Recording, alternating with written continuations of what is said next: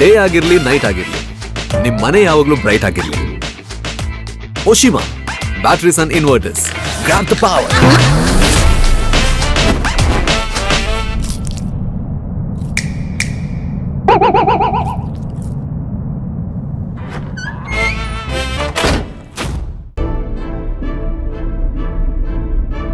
ಕೆಲವು ಹೆಮ್ಮೆಯ ಪದಗಳಿಗೂ ಮೀರಿತು. ಹೊಸತನವನ್ನು ಯಾರು ತಾನೇ ಇಷ್ಟಪಡುವುದಿಲ್ಲ.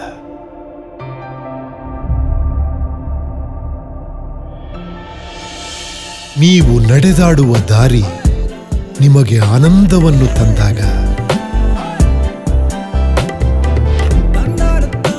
ದೈನಂದಿನ ಕ್ರಿಯಾಶೀಲ ಜೀವನಕ್ಕಾಗಿ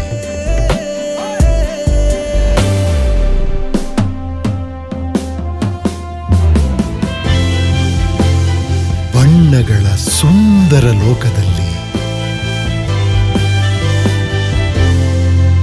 ನಮ್ಮ ಜೀವನದ ಕೆಲವು ಸಂಬಂಧಗಳು ಮಾತ್ರ ಯಾವಾಗ್ಲೂ ಜೊತೆಲೇ ಇರುತ್ತೆ. Walkmate, walk with comfort.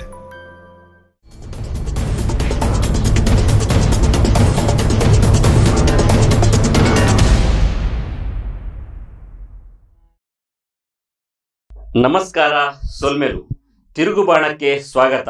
ನಾನು ಜಿತೇಂದ್ರ ಕುಂದೇಶ್ವರ. ಇಂದಿನ ತಿರುಗುಬಾಣದ ಅತಿಥಿ ಕಾರ್ಕಳದ ಯುವ ಕಾಂಗ್ರೆಸ್ನ ನಾಯಕ, ಕಾಂಗ್ರೆಸ್ನ ವಕ್ತಾರ, ಕಾರ್ಪೊರೇಟರ್ ಶುಭದರಾವ್. ನಮಸ್ಕಾರ ಶುಭದರಾವ್ ಅವರೇ. ನಮಸ್ತೆ. ಕಾರ್ಯಕ್ರಮಕ್ಕೆ ಸ್ವಾಗತ. Thank you.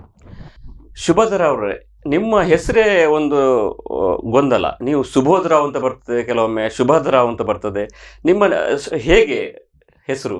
ನನ್ನ ಹೆಸರು ಶುಭದ ರಾವ್ ಅಂತ. ಶುಭ ಅಂದ್ರೆ ಮಂಗಳ, ಮಂಗಳ ಅಂತ. ಶುಭವನ್ನು ಧರಿಸಿದವನು ಶುಭದ ರಾವ್ ಅಂತ. ಅದೊಂದು ಪುಸ್ತಕದ ಹೆಸರು.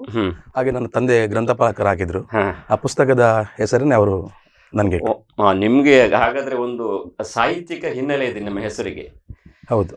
ಆದರೆ ನೀವು ರಾಜಕೀಯಕ್ಕೆ ಹೇಗೆ ಬಂದ್ರಿ? ಮತ್ತೆ ನಿಮ್ಮ ಬಿಸ್ನೆಸ್ ಏನು? ರಾಜಕೀಯವೇ ಬಿಸ್ನೆಸ್ ಅಥವಾ ಬೇರೆ ಏನಾದರೂ ಇದೆಯಾ? ಇಲ್ಲ, ನಾನು ಒಂದು ಚಿಕನ್ ಸ್ಟಾಲ್, ಮಟನ್ ಸ್ಟಾಲ್ ಮಾಡ್ತಾ ಇದ್ದೇನೆ. ಅದರ ಜೊತೆಯಲ್ಲಿ ನಾನು ರಾಜಕೀಯವಾಗಿ ಬೆಳೀತಾ ಇದ್ದೇನೆ.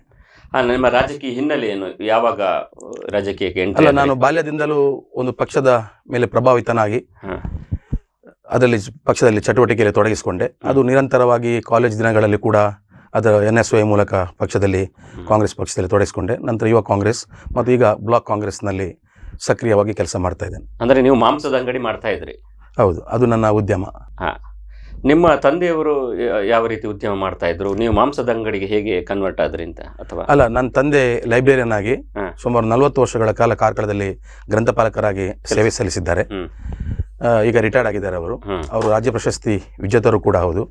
ಮತ್ತು ಚದುರಂಗದಲ್ಲಿ ಚೆಸ್ 2 ಜಿಲ್ಲೆಯಲ್ಲಿ ಚದುರಂಗದ ಅಸೋಸಿಯೇಷನ್ ಅನ್ನು ಸ್ಟಾರ್ಟ್ ಮಾಡಿದ್ದು ಕೂಡ ಅವರೇ. ಇವತ್ತಿಗೆ ಅದು ನಡೀತಾ ಇದೆ. ಆದರೆ ನಿಮ್ಮ ಚದುರಂಗದ, ರಾಜಕೀಯ ಚದುರಂಗದಲ್ಲಿ ಏನೋ ಹೆಚ್ಚಿನ ಬೆಳವಣಿಗೆಗಳು ಕಾಣ್ತಾ ಇಲ್ಲ. ನೀವು ಕಾರ್ಪೊರೇಟರ್ ಆದರೆ ನಿಮಗೆ ಒಳ್ಳೆ ಹೋರಾಟಗಾರ ಎಲ್ಲ ಸರಿ, ಆದರೆ ನಿಮ್ಮದು ಹೋರಾಟಗಳು ಹೇಳಿಕೆಗಳಿಗೆ ಮಾತ್ರ ಸೀಮಿತ ಆಗ್ತಾ ಇದೆ, ಏನು ಪ್ರಭಾವ ಬೀರ್ತಾ ಇಲ್ಲ ಅಂತ ಆರೋಪ ಇದೆ. ಯಾಕೆ? ಇಲ್ಲ, ಯಾವ ಹೋರಾಟ ಅಂತ ನೀವು ಹೇಳಿದ್, ನಾನು ಅದರ ರಿಸಲ್ಟ್ ಅನ್ನು ನಾನು ಹೇಳ್ತೇನೆ. ಈಗ ಗೋಪಾಲ್ ಭಂಡಾರಿ ಅವರ ಬಗ್ಗೆ ಯಾರೋ ಅವಮಾನಕಾರಿಯಾಗಿ ಮಾತಾಡಿದ್ರು ಅಂತ ಒಂದು ಹೋರಾಟ ಮಾಡಿದ್ರಿ, ಮತ್ತೇನಾಯ್ತು ಆಮೇಲೆ? ಇದು ತಾವು ಯಾವ ಕ್ಷಮೆ ಕೇಳಬೇಕು ಅಂತೆಲ್ಲ ಒತ್ತಾಯ ಮಾಡಿದ್ರಿ.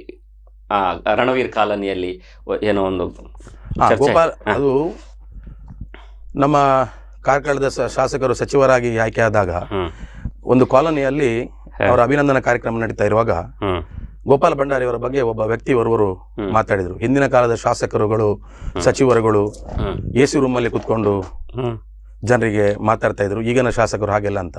ಆದ್ರೆ ಗೋಪಾಲ್ ಭಂಡಾರಿ ಅವರು ಯಾವತ್ತೂ AC ರೂಮಲ್ಲಿ ಕುತ್ಕೊಂಡು ಕೆಲಸ ಮಾಡಿದವರಲ್ಲ. ಗೋಪಾಲ್ ಭಂಡಾರಿ ಅವರು ಏನು ಅಂತ ಕಾರ್ಕಳದ ಜನತೆ ಗೊತ್ತಿದೆ. ಗೋಪಾಲ್ ಭಂಡಾರಿ ಅವರಿಗೆ ಗೋಪಾಲ್ ಭಂಡಾರಿ ಅವರೇ ಸಾಟಿ. ಅವರ ಬಗ್ಗೆ ಎಲ್ಲೋ ಒಂದು ವೇದಿಕೆಯಲ್ಲಿ ನಿಂತ್ಕೊಂಡು ಅವರು AC ಕುತ್ಕೊಂಡು ಹೇಳಿದ್ರೆ ಅದು ಯಾರಾದ್ರೂ ನಗುವ ವಿಚಾರ. ಅದು ಯಾರು ಹೇಳಿದ್ದು? ಕ್ಷಮೆ ಯಾಚನೆ ಮಾಡಿದ್ರ? ಅಲ್ಲ, ಅವರು, ನಾವು ಆಗ್ರಹಿಸಿದ್ದೇವೆ. ಅವರು ಉದ್ಯಮಿ. ಆ ನಂತರ ಮುಂದಿನ ದಿನಗಳಲ್ಲಿ ಅವರಿಗೆ ಗೊತ್ತಾಗ್ಬೋದು ಗೋಪಾಲ ಭಂಡಾರಿ ಅವರ ವ್ಯಕ್ತಿತ್ವ ಏನು, ಗೋಪಾಲ ಭಂಡಾರಿ ಅವರ ಬೆಲೆ ಏನು ಅಂತ ಅವರಿಗೆ ಮುಂದಿನ ದಿನಗಳಿಗೆ ಗೊತ್ತಾಗ್ಬೋದು. ಈಗ ಆಮೇಲೆ ನೀವು ಕಾರ್ಕಳದ ಶಾಸಕರ ಬಗ್ಗೆ ಒಂದು ಹೋರಾಟ ಮಾಡಿದ್ರಿ. ಅವರು ಯಾವುದೋ ರಾಜೀನಾಮೆ ಕೊಡಬೇಕು ಅಂತ. ಅವರು ಅವ್ಯವಹಾರ ಮಾಡಿದ್ದಾರೆ ಅಂತ. ರಾಜೀನಾಮೆ ಕೊಟ್ಟಾಗ ಗೊತ್ತಾಗೋದಿಲ್ಲ, ಯಾಕೆ ಹೇಳಿದ್ರೆ ಅವರಿಗೆ ಸಚಿವರಾಗಿದ್ದಾರೆ. ಅಂದರೆ ತಪ್ಪು ಮಾಡಿದಾಗ ನಾವು ವಿರೋಧ ಪಕ್ಷವಾಗಿ ಅದನ್ನ ಎತ್ತಿ ಹಿಡಿದು ನಮ್ಮ ಕರ್ತವ್ಯ. ನಾನು ಅದನ್ನು ಮಾಡಿದ್ದೇನೆ. ಅವರ ಮೇಲೆ ಅನೇಕ ಆರೋಪಗಳನ್ನು, ದಾಖಲೆ ಸಹಿತವಾದ ಆರೋಪಗಳನ್ನು ಮಾಡಿದ್ದೇನೆ. ನಾನು ಯಾವತ್ತೂ ಸುಳ್ಳು ದಾಖಲೆಗಳನ್ನು ಮಾಡಲಿಲ್ಲ, ಸುಳ್ಳು ಆರೋಪಗಳನ್ನು ಮಾಡಲಿಲ್ಲ. ಅವರು ಡಿನೋಟಿಫಿಕೇಶನ್ ನಲ್ಲಿ ಭಾಗಿಯಾಗಿದ್ದಾರೆ, ಜ್ಞಾನಭಾರತಿ ಲೇಔಟ್ನ ಜಮೀನು ಡಿನೋಟಿಫಿಕೇಶನ್ ಬೆಂಗಳೂರಿನ ಕೇಸ್ನಲ್ಲಿ ಅವರು ಭಾಗಿಯಾಗಿದ್ದಾರೆ ಅಂತ ಆರೋಪ ಮಾಡಿದ್ದೆ. ಆ ಬಗ್ಗೆ ದಾಖಲೆಗಳು ಕೂಡ ಇತ್ತು ನನ್ನ ಹತ್ರ. ಆ ಬಗ್ಗೆ ಅವರು ಇವತ್ತಿಗೂ ಕೂಡ ಅವರು ಮಾತಾಡಲಿಲ್ಲ. ಕಾರ್ಕಳದಲ್ಲಿ ಭೂ ನ್ಯಾಯ ಮಂಡಳಿಯ ಮೂಲಕ ಅಧಿಕಾರವನ್ನು ದುರುಪಯೋಗ ಮಾಡಿಸಿಕೊಂಡು ಮಾಲಿಂಗೇಶ್ವರ ದೇವಸ್ಥಾನದ ಭೂಮಿಯಲ್ಲಿ ವ್ಯವಹಾರ ಮಾಡಿದ್ದಾರೆ ಅನ್ನುವಂಥ ಆರೋಪವನ್ನು ಕೂಡ ಮಾಡಿದ್ದೆ. ಈವರೆಗೂ ಕೂಡ ಅದಕ್ಕೆ ಮಾತಾಡಲಿಲ್ಲ. ಈಗ ಆ ಭೂಮಿ ಅವರ ಪಕ್ಷದ ಹಿರಿಯರಲ್ಲಿ ವ್ಯವಹಾರಕವಾಗಿ ನಡೆದು ಅವರು ಆ ಭೂಮಿಗ ಅವರು ನಡೆಸ್ತಾ ಇದ್ದಾರೆ, ಅವರ ಕೈಯಲ್ಲಿದೆ.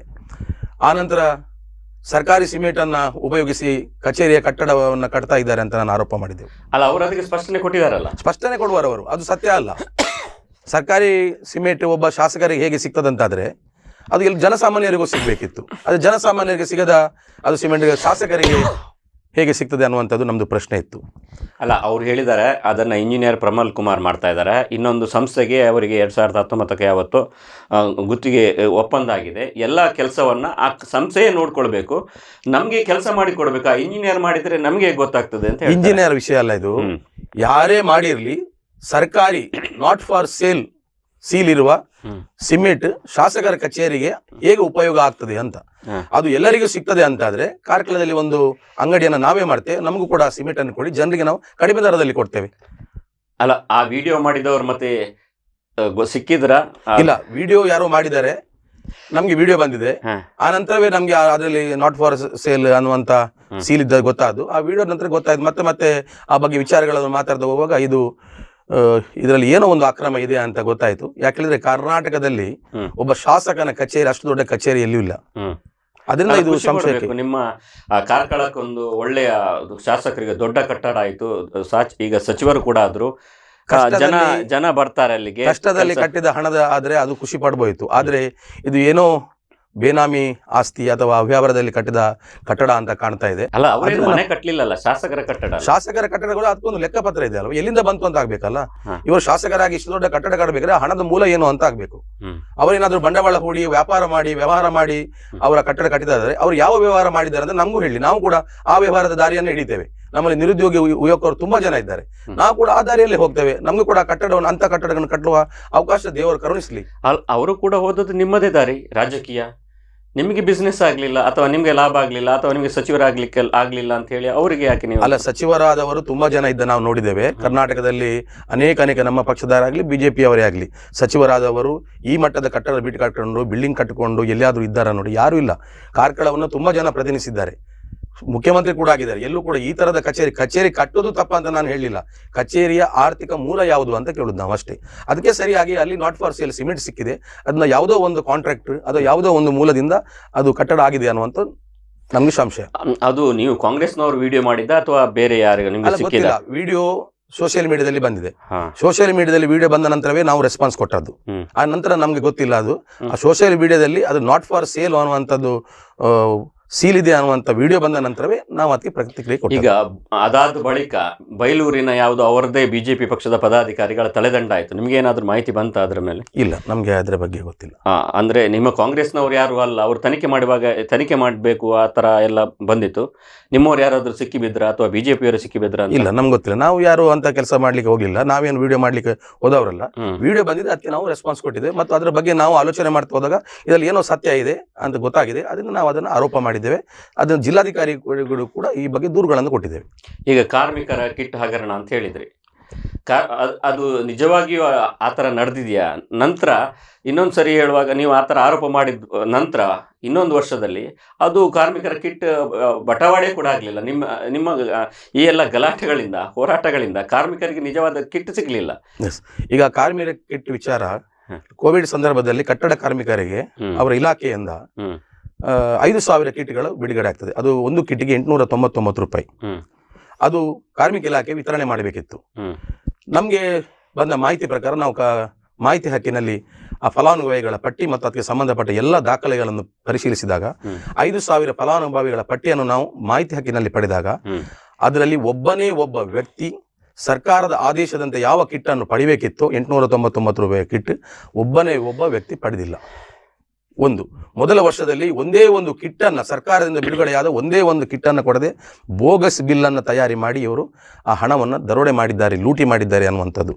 ಮತ್ತೆ ಯಾರಿಗೆ ಆ ಕಿಟ್ಟನ್ನು ವಿತರಿಸುವ ಹಕ್ಕು ಯಾವ ಅಂಗಡಿಗೆ ಅವನು ಕೊಟ್ಟಿತ್ತು ಅವನ ಅಕೌಂಟಿನಿಂದ ಬಿಜೆಪಿಯ ಉಪಾಧ್ಯಕ್ಷನ ಖಾತೆಗೂ ಕೂಡ ಹಣ ಹೋಗಿದೆ ಅನ್ನುವಂಥ ದೂರನ್ನು ಕೂಡ ಅದರಲ್ಲಿ ನಾನು ಮೆನ್ಷನ್ ಮಾಡಿದ್ದೆ. ಯಾರು ಉಪಾಧ್ಯಕ್ಷರು? ಅಲ್ಲಿದ್ದಾರೆ ಒಬ್ರು, ಅದು ಈಗ ತನಿಖೆಗೆ ಕೊಟ್ಟಿದ್ದೆ, ನಾನು ಲೋಕಾಯುಕ್ತದಲ್ಲಿ ಇದೆ, ಲೋಕಾಯುಕ್ತದಲ್ಲಿ ಹೊರಗೆ ಬರಲ್ಲ. ಲೋಕಾಯುಕ್ತ ತನಿಖೆ ಕೊಟ್ಟಿದ್ರಿ, ಏನಾಯ್ತು ಅದು ಫಾಲೋ ಅಪ್? ಅಲ್ಲ, ನಾನು ಲೋಕಾಯುಕ್ತದ ಬಗ್ಗೆ ನಾನು ಏನು ಹೇಳಿಕ್ಕಾಗುದಿಲ್ಲ. ಲೋಕಾಯುಕ್ತವರು ನನಗೂ ಕೂಡ ಹೆಚ್ಚಿನ ಮಾಹಿತಿ ಬಗ್ಗೆ ಮತ್ತೆ ಕೇಳಿದರೆ ನಾನು ಸಂಬಂಧಪಟ್ಟ ದಾಖಲೆಗಳನ್ನು ಅವರಿಗೆ ಕೊಟ್ಟಿದ್ದೇನೆ. ಅಂದ್ರೆ ನಿಮ್ಗೊಂದು ವಿಶ್ವಾಸ ಇದೆ ಲೋಕಾಯುಕ್ತ ತನಿಖೆ ಖಂಡಿತ ಇದೆ. ಮತ್ತು 100ಕ್ಕೆ 100 ಆ 5,000 ಫಲಾನುಭವಿಗಳ ಪಟ್ಟಿಯಲ್ಲಿ ಒಬ್ಬನೇ ಒಬ್ಬ ವ್ಯಕ್ತಿ ಈ ತರದ ಕಿಟ್ ಅನ್ನು ನಾನು ಪಡೆದುಕೊಂಡಿದ್ದೇನೆ, ಅವರಿಗೆ ಬಹುಮಾನವನ್ನು ಕೂಡ ನಾವು ಘೋಷಣೆ ಮಾಡಿದ್ದೇವೆ. ಎಷ್ಟು ಬಹುಮಾನ, ಏನು ಬಹುಮಾನ ನಾವು ಅವತ್ತೇ ಹೇಳಿದ್ದೇವೆ. ಆ ನಂತರ ಅದರಲ್ಲಿ ವಿಶೇಷ ಏನ್ ಹೇಳಿದ್ರೆ ಸತ್ತವರ ಹೆಸರು ಕೂಡ ಇದೆ ಆ ಪಟ್ಟಿಯಲ್ಲಿ. 1 ವರ್ಷದ ಹಿಂದೆ ಸತ್ತ ವ್ಯಕ್ತಿಯ ಹೆಸರು ಆ ಫಲಾನುಭವಿಗಳ ಪಟ್ಟಿಯಲ್ಲಿ ಇದೆ ಅಂತ ಹೇಳಿದ್ರೆ ಇದು ಯಾವ ರೀತಿಯ ಅವರು ಕಿಟ್ ಅನ್ನು ವಿತರಣೆ ಮಾಡಿದ್ದಾರೆ ಅನ್ನುವಂಥದ್ದು ಅವರೇ ಉತ್ತರ ಕೊಡಬೇಕು. ಈಗ ಹೊಂಡ ಗುಂಡಿಯಲ್ಲೆಲ್ಲ ಬೈಕ್ ರ್ಯಾಲಿ ಮಾಡಿದ್ರಿ, ಈಗ ಎಲ್ಲ ರಸ್ತೆ ಸರಿಯಾಗಿದೆ, ಸಮಾಧಾನ ಆಗಿದೆ? ಈಗ ಕೆಲವು ರಸ್ತೆಗಳು ತೇಪೆ ಹಾಕುವ ಕೆಲಸಗಳನ್ನು ಮಾಡಿದ್ದಾರೆ. ಆ ನಂತರ ಕೆಲವು ರಸ್ತೆಗಳು ಮಳೆಗಾಲಕ್ಕೆ ಈಗ ಮತ್ತೆ ಹೋಗಿದೆ. ಕಾರ್ಕಳೋತ್ಸವ ಸಂದರ್ಭದಲ್ಲಿ ಕೆಲವು ರಸ್ತೆಗಳಿಗೆ ಪ್ಯಾಚ್ ಮಾಡಿದ್ದಾರೆ. ಅದು ಈಗ ಮತ್ತೆ ಯಾವ ರಸ್ತೆಯಲ್ಲಿ ನಾವು ಬೈಕ್ ರ್ಯಾಲಿಗಳನ್ನು ಮಾಡಿದ್ದೆವು ವಿಡಂಬನೆಯಾಗಿ, ಇವತ್ತು ಮತ್ತೆ ಆ ರಸ್ತೆಗಳು ಹೋಗಿದೆ. ನಿಮ್ಮ ಬೈಕ್ಗಳು ಹೋದ್ರಿಂದ ಅಲ್ಲಿ ಹೊಂಡಗಳು ಬಿದ್ದಿದ?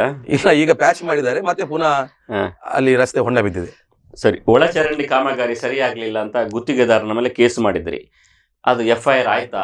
ನಾನು ಏನಾಯ್ತು ಆಮೇಲೆ? ಒಳಚರಂಡಿಯ ಕೆಲಸದಲ್ಲಿ ಏನೋ ಅವ್ಯವಹಾರ ಆಗಿದೆ ಅಥವಾ ಕಳಪೆ ಕಾಮಗಾರಿ ಆಗಿದೆ ಅಂತ ನಾವು ಎಲ್ಲ ಪುರಸಭಾ ಸದಸ್ಯರು ಕೂಡ ನಾವು ಅದರ ಬಗ್ಗೆ ದೂರನ್ನ ನಾವು ಮಾತಾಡ್ತಾ ಇದ್ದೇವೆ ಮತ್ತು ಮೀಟಿಂಗ್ಗಳಲ್ಲಿ ಸಾಮಾನ್ಯ ಸಭೆಯಲ್ಲಿ ಮಾತಾಡಿದೆವು. ಈ ಬಗ್ಗೆ ನಗರ ಠಾಣೆಗೆ ದೂರು ಕೊಟ್ಟೆ. ಯಾಕೆಂದ್ರೆ ಒಳಚರಂಡಿಯ ನೀರನ್ನ ಅವಳು ಇತರ ಚರಂಡಿಯ ನೀರಿಗೆ ಬಿಡ್ತಾ ಇದ್ರು. ಆ ವಿಡಿಯೋ ಸಮೇತವಾಗಿ ನಾವು ನಗರ ಠಾಣೆಯಲ್ಲಿ ಮೊದಲಿಗೆ ನಾವು ಯಾವುದೇ ಕೋರ್ಟ್ನಲ್ಲಿ ಫೈಲ್ ಮಾಡಬೇಕಾದ್ರೂ ಕೂಡ ನಗರ ಠಾಣೆಯಲ್ಲಿ ನಾವು ದೂರು ಕೊಡಬೇಕಿತ್ತು. ನಗರ ಠಾಣೆ ದೂರು ಕೊಟ್ಟೆ. ಆದ್ರೆ ಅಂದಿನ ಠಾಣಾಧಿಕಾರಿ ಯಾವ ಇನ್ಫ್ಲೂಯೆನ್ಸ್ಗೆ ಒತ್ತಡಕ್ಕೆ ಒಳಗಾದ್ರೂ ಏನೋ ಗೊತ್ತಿಲ್ಲ, ಯಾವುದೇ ದೂರನ್ನು ದಾಖಲಿಸಿದೆ, ಇದು ನಮಗೆ ಬರುದಿಲ್ಲ, ಇದು ಇಲಾಖೆಗೆ ಸಂಬಂಧಪಟ್ಟ ವಿಚಾರ ಅಂತ ಹೇಳ್ಕೊಂಡು ಅದನ್ನ ಬಿಟ್ಟುಬಿಟ್ರು.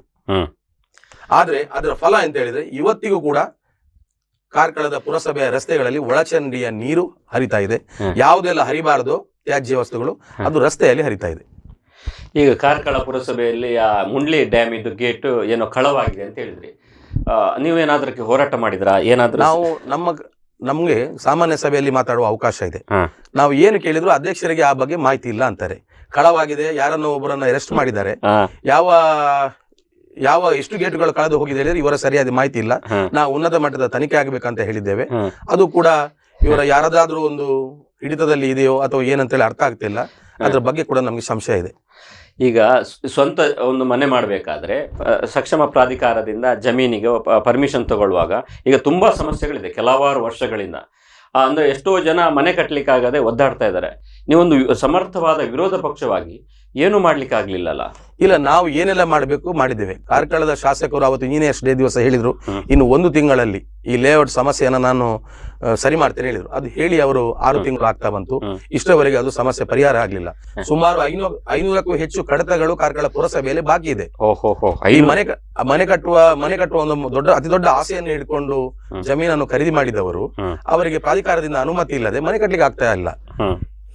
ಇದನ್ನ ನೀವೊಂದು ಸಾರ್ವಜನಿಕವಾಗಿ ಒಂದು ಅವರ ವೈಫಲ್ಯವನ್ನ ಸರಿಯಾಗಿ ಹೊರಗೆ ಮಾಡಿದ್ದೇವೆ. ನಾವು ಮಾಡುವ ಹೋರಾಟಗಳಲ್ಲಿ ಮತ್ತು ಪುರಸಭೆ ನಮ್ಗೆ ಅತಿ ದೊಡ್ಡ ಧ್ವನಿ ಇರುವುದು ಕಾರ್ಕಳ ಪುರಸಭೆಯಲ್ಲಿ ಅದನ್ನು ಮಾತಾಡುವ.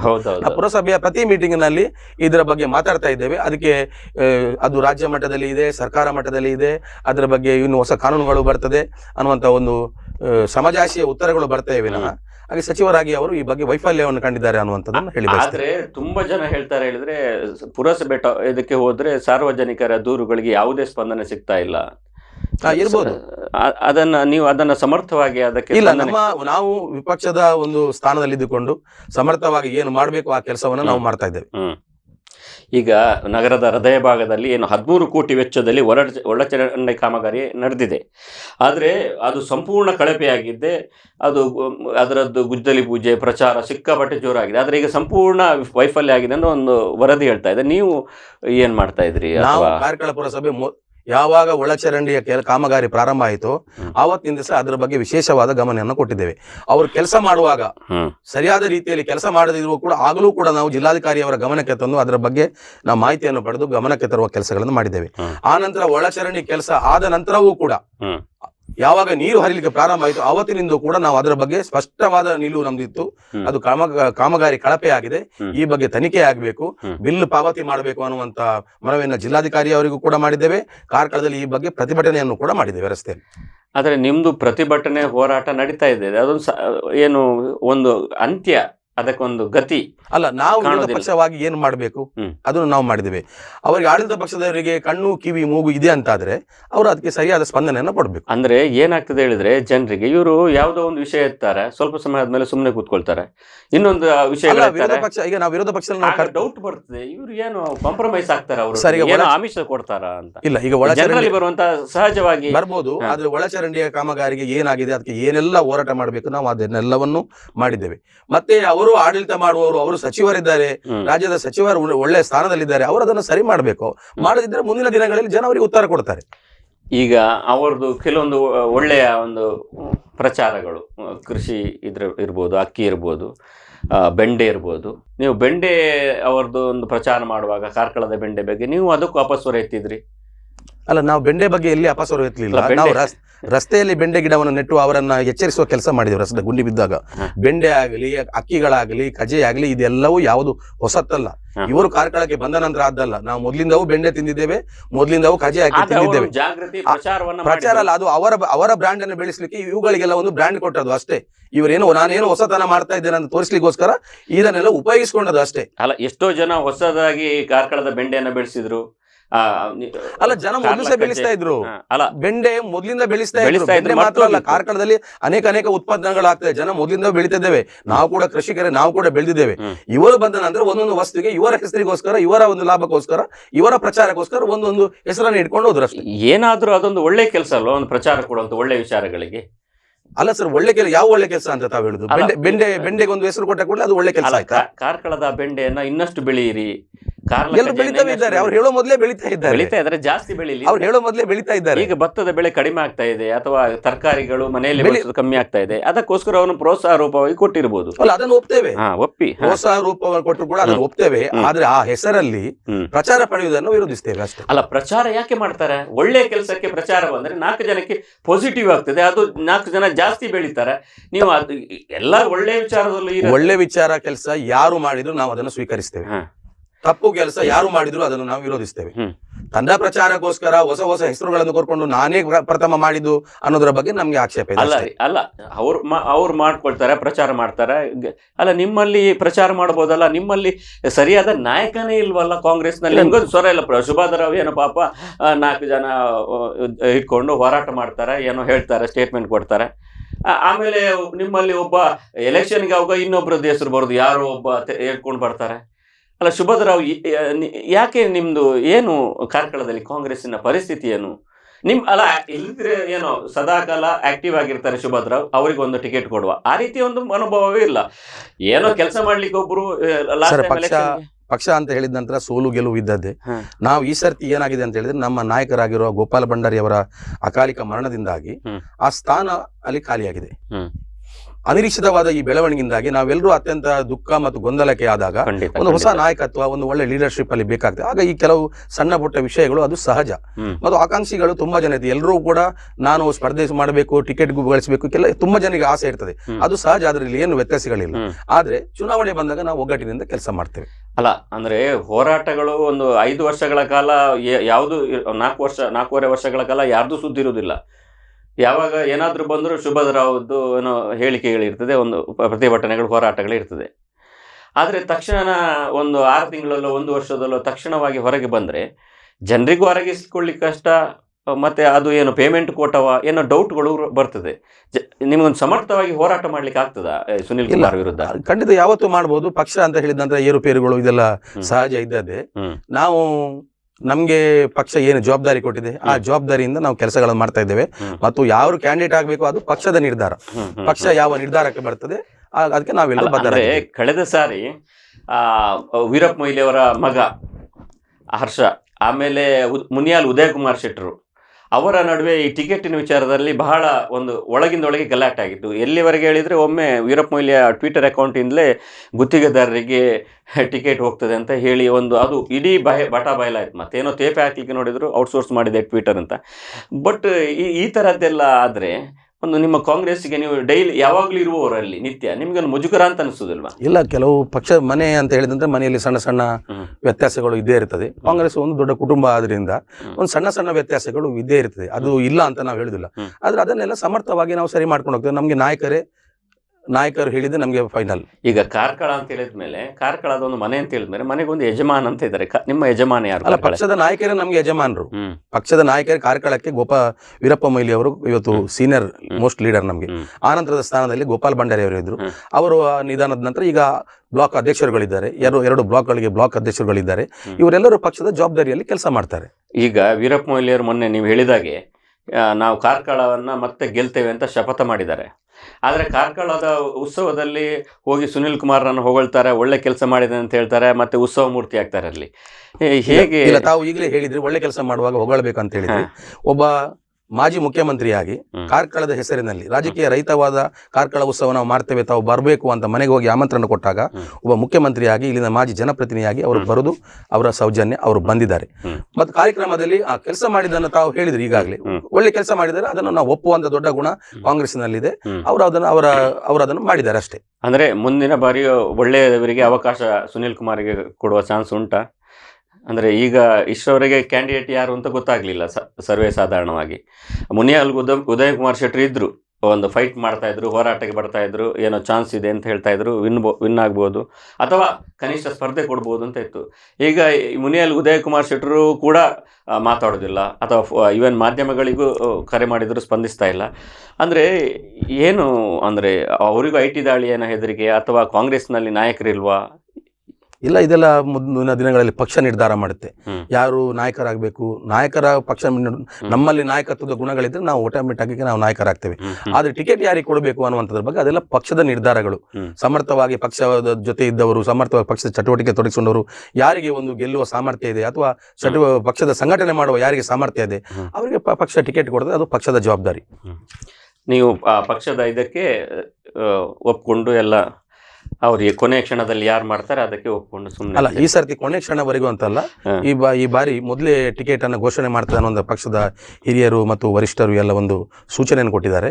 ಅದರಿಂದ ಇನ್ನೇನು ಒಂದೆರಡು ತಿಂಗಳೊಳಗೆ ನಾವು ಅಭ್ಯರ್ಥಿಯ ಘೋಷಣೆ ಆಗ್ಬೋದು.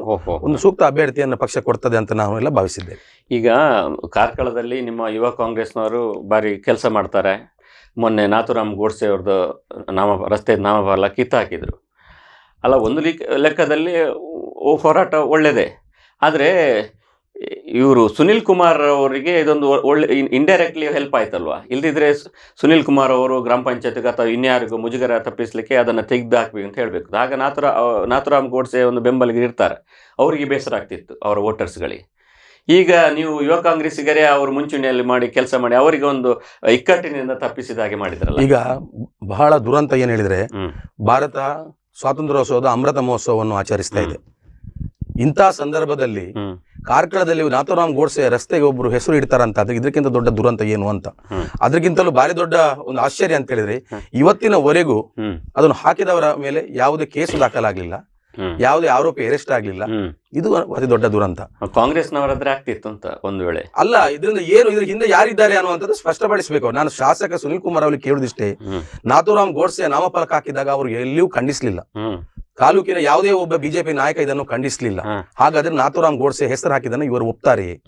ಪೊಲೀಸ್ ಇಲಾಖೆ ಸಣ್ಣ ಪುಟ್ಟ ವಿಚಾರಗಳಿಗೆ ಜನರಿಗೆ ಫೈನ್ ಹಾಕ್ತಾರೆ, ಎಲ್ಲ ಒಪ್ತೇವೆ. ಆದ್ರೆ ತಾವು ವಾಲಂಟಿಯರ್ ಆಗಿ ಒಬ್ಬ ನಾಥುರಾಮ್ ಗೋಡ್ಸೆ ಹೆಸರು ಹಾಕಿದ ವ್ಯಕ್ತಿ ಅಲ್ಲಿ ಊರೆಲ್ಲರಿಗೂ ಗೊತ್ತಿದೆ ಯಾರು ಹಾಕಿದ್ದಾರೆ ಅಂತ, ಯಾರ ಮೇಲೆ ಸಂಶಯ ಇದೆ ಅದನ್ನು ಅವರು ಹೇಳಿದ್ದಾರೆ. ಯಾರನ್ನು ತಂದು ಒಂದು ಅರೆಸ್ಟ್ ಮಾಡಿ ಪ್ರಕ್ರಿಯೆ ಕಾರ್ಕಳದಲ್ಲಿ ಆಗ್ಲಿಲ್ಲ ಅನ್ನುವಂಥದ್ದು ಒಂದು ಬೇಸರದ ಸಂಗತಿ ಇದು. ಈಗ ಕಾರ್ಕಳ ಪುರಸಭೆಯ ಸಾಮಾನ್ಯ ಸಭೆಯಲ್ಲಿ ಬೀದಿ ದೀಪದಲ್ಲಿ ಮೀನು ವ್ಯಾಪಾರ ನಿಷೇಧ ಮಾಡಬೇಕು ಅಂತ, ಬೀದಿ ಬದಿಯಲ್ಲೆಲ್ಲ ವ್ಯಾಪಾರ ಮಾಡಬಾರ್ದು ಅಂತ ಮಾಡಿದರು. ಅದೇನ ಪಾಲನೆ ಆಯ್ತಾ? ಈಗ ಇಲ್ಲ, ಈಗ ನಾವು ಇಂದಿರಾ ಗಾಂಧಿ ವಾಣಿಜ್ಯ ಸಂಕೀರ್ಣ ಅಂತ ಹಿಂದೆ ನಮ್ಮ ಅವಧಿಯಲ್ಲಿ ಮಾರ್ಕೆಟ್ ಅಲ್ಲಿ ಅತಿ ದೊಡ್ಡ ಮಾರ್ಕೆಟ್ ಮಾಡಿದೆವು. ಆನಂತರ ಏನಾಯ್ತು ಹೇಳಿದ್ರೆ ಕೋವಿಡ್ ಸಂದರ್ಭದಲ್ಲಿ ಅಲ್ಲಿಗೆ ಮಾರ್ಕೆಟ್ಗೆ ಜನ ಬರೋದು ಕಮ್ಮಿ ಆಯ್ತು. ಈ ಮೀನು ವ್ಯಾಪಾರಸ್ಥರು ರಸ್ತೆಯಲ್ಲಿ ನಿಂತ್ಕೊಂಡು ಕೆಲವು ಕಡೆ ವ್ಯಾಪಾರ ಮಾಡ್ಲಿಕ್ಕೆ ಸ್ಟಾರ್ಟ್ ಮಾಡಿದ್ರು. ಅವರನ್ನೆಲ್ಲ ಸೇರಿಸಿಕೊಂಡು ಆ ತರ ತಾವು ಮಾಡಬಾರ್ದು, ಮಾರ್ಕೆಟ್ ಅಲ್ಲಿ ಬಂದು ಮಾರಾಟ ಮಾಡಬೇಕು ಅನ್ನುವ ಬಗ್ಗೆ ಮೀಟಿಂಗ್ ಕೊಡಿದಾಗ ಕೆಲವರು ನಾವು ಅಲ್ಲಿ ಮಾರ್ಕೆಟ್ ಅಲ್ಲಿ ವ್ಯಾಪಾರ ಬರೋದು ಕಷ್ಟ ಆಗ್ತದೆ, ನಾವು ಇಲ್ಲಿ ರಸ್ತೆಯಲ್ಲಿ ಕೂತ್ಕೊಂಡು ಮಾಡ್ತೇವೆ ಹೇಳಿದ್ರೆ ಅವರಿಗೆ ನಾವು ತೊಂದರೆ ಮಾಡ್ಲಿಕ್ಕೆ ಆಗ್ಲಿಲ್ಲ. ಆ ಬಗ್ಗೆ ಮೊನ್ನೆ ಸಾಮಾನ್ಯ ಸಭೆಯಲ್ಲಿ ಕೂಡ ಚರ್ಚೆ ಆಗಿದೆ. ಈ ಬಗ್ಗೆ ಪುರಸಭೆ ಒಂದು ನಿರ್ಧಾರವನ್ನು ತಗೊಳ್ತದೆ. ಅವರಿಗೂ ತೊಂದರೆ ಆಗದ ರೀತಿಯಲ್ಲಿ ಮತ್ತು ನಮ್ಮ ಸ್ವಚ್ಛತೆಗೂ ಧಕ್ಕೆ ಆಗದ ರೀತಿಯಲ್ಲಿ ಒಂದು ಕ್ರಮ ತಗೊಳ್ತದೆ ಅನ್ನುವಂಥ ನಂಬಿಕೆ ಇದೆ. ಈಗ ನೀವು ಮಾಂಸ ವ್ಯಾಪಾರ ಎಲ್ಲ ಮಾಡ್ತೀರಿ, ಈಗ ಕಾರ್ಕಳದಲ್ಲಿ ಕಸಾಯಿಖಾನೆ ಇದೆಯಾ? ಒಂದು ಆಕ್ಚುಲಿ ಗೋಮಾಂಸಕ್ಕೂ ಮಾಡ್ಬೇಕಾದ್ರೆ ಕಾರ್ಕಳದಲ್ಲಿ ಕಸಾಯಿಖಾನೆಯ ಬಗ್ಗೆ ಗೊತ್ತಿಲ್ಲ. ಅದು ಹಿಂದೆ ಪುರಸಭೆಯಲ್ಲಿ ಒಂದು ಕಡೆಯಲ್ಲಿ ಕಸಾಯಿಖಾನೆಗೆ ಅವಕಾಶ ಕೊಟ್ಟಿದ್ದಾರೋ ಅಥವಾ ಪರ್ಮಿಷನ್ ಕೊಟ್ಟಿದ್ದಾರೋ ಅನ್ನೋ ಒಂದು ಸಂಶಯ ಮೀಟಿಂಗ್ ಅಲ್ಲಿ ನನಗಿದೆ. ಒಂದು ದಿವಸ ಅನುಮೋದನೆ ಕೊಟ್ಟಿರುವ ಬಗ್ಗೆ ಇದೆ. ಅದು ಎಲ್ಲಿ ಸಹ ಅಧಿಕೃತವಾಗಿ ಕಸಾಯಿಖಾನೆ ಕಾರ್ಕಳದಲ್ಲೂ ಎಲ್ಲಿ ಸಹ ಇಲ್ಲ. ಅಂದ್ರೆ ಈ ಕಾರ್ಕಳದಲ್ಲಿ ಸಿಕ್ಕಾಬಟ್ಟೆ ಗೋ ಕಳ್ಳತನ ಆಗ್ತಾ ಇದೆ, ಗೋಮಾಂಸ ಸಾಗಾಟ, ಇಂಥ ಎಲ್ಲ ಪ್ರತಿದಿನವೂ ಸುದ್ದಿಗಳು ಬರ್ತಾ ಇರ್ತದೆ. ಅಂದ್ರೆ ಗೋಮಾಂಸ ಒಂದು ಅಧಿಕೃತವಾಗಿ ಏನು ಕಸಾಯಿಖಾನೆ ಇಲ್ಲದಕ್ಕೆ ಈ ತರ ಸಮಸ್ಯೆ ಆಗುದಿಲ್ವಾ? ಅಲ್ಲ, ಕಳ್ಳರು ಅದು ಗೋ ಕದಿಯುವವನು ಕಳ್ಳನೇ, ಗತಿ ಏನ್ ಕದಿಯುವವನು ಕಳ್ಳನೇ. ಹಿಂದೆ ಯಾವಾಗಲೂ ಕಳ್ಳನಿಗೆ ಯಾವ ಪಕ್ಷದ ಆಡಳಿತ ಇರುವಾಗ ಕದಿಬಾರ್ದು, ಯಾವ ಪಕ್ಷದ ಆಡಳಿತ ಇರಬೇಕು ಕದಿಬಾರ್ದು ಅನ್ನುವಂಥದ್ದಿಲ್ಲ. ಕಳ್ಳ ಯಾವತ್ತೂ ಕಳ್ಳವೇ. ಮೊದಲು ಕದ್ಕೊಂಡು ಹೋಗ್ತಾ ಇದ್ರು, ಈಗಲೂ ಕದ್ಕೊಂಡು ಹೋಗ್ತಾ ಇದ್ರು. ಆದ್ರೆ ಈಗ ವ್ಯತ್ಯಾಸ ಏನ್ ಹೇಳಿದ್ರೆ, ಗೋರಕ್ಷಣೆಯನ್ನೇ ಹಿಡ್ಕೊಂಡು ಅಧಿಕಾರಕ್ಕೆ ಬಂದವರು ಈಗ ಕಳ್ಳತನ ಆದ್ರೂ ಕೂಡ ಯಾಕೆ ಸುಮ್ಮನೆ ಇದ್ದಾರೆ? ಮೌನದ ಕುರಿತು ನೀವು ಹೇಳಿದ್ರಿ. ಈ ಬಗ್ಗೆ ಯಾರ ಮೌನ, ಯಾರು ನಿಶಬ್ದರಾಗಿದ್ದಾರೆ ಎನ್ನುವ ಕುರಿತು ಮತ್ತಷ್ಟು ಚರ್ಚಿಸೋಣ. ಈಗೊಂದು ವಿರಾಮದ ಬಳಿಕ ತಿರುಗುಬಾಣ ಮತ್ತೆ ಮುಂದುವರಿಯುತ್ತದೆ.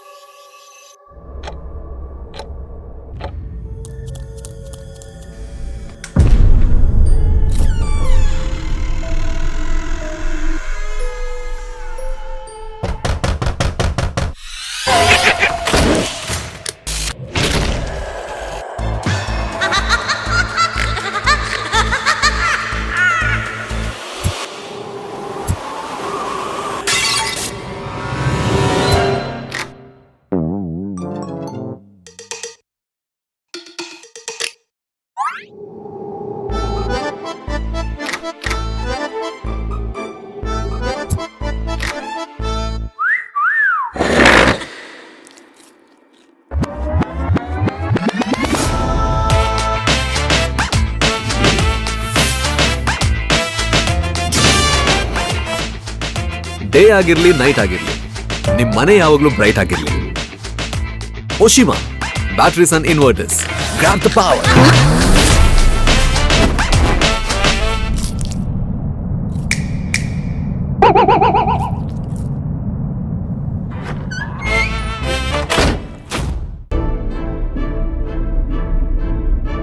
ಕೆಲವು ಹೆಮ್ಮೆಯ ಪದಗಳಿಗೂ ಮೀರಿತು.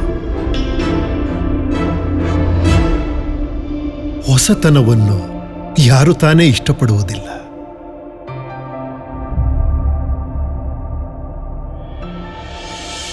ನೀವು ನಡೆದಾಡುವ ದಾರಿ ನಿಮಗೆ ಆನಂದವನ್ನು ತಂದಾಗ, ದೈನಂದಿನ ಕ್ರಿಯಾಶೀಲ ಜೀವನಕ್ಕಾಗಿ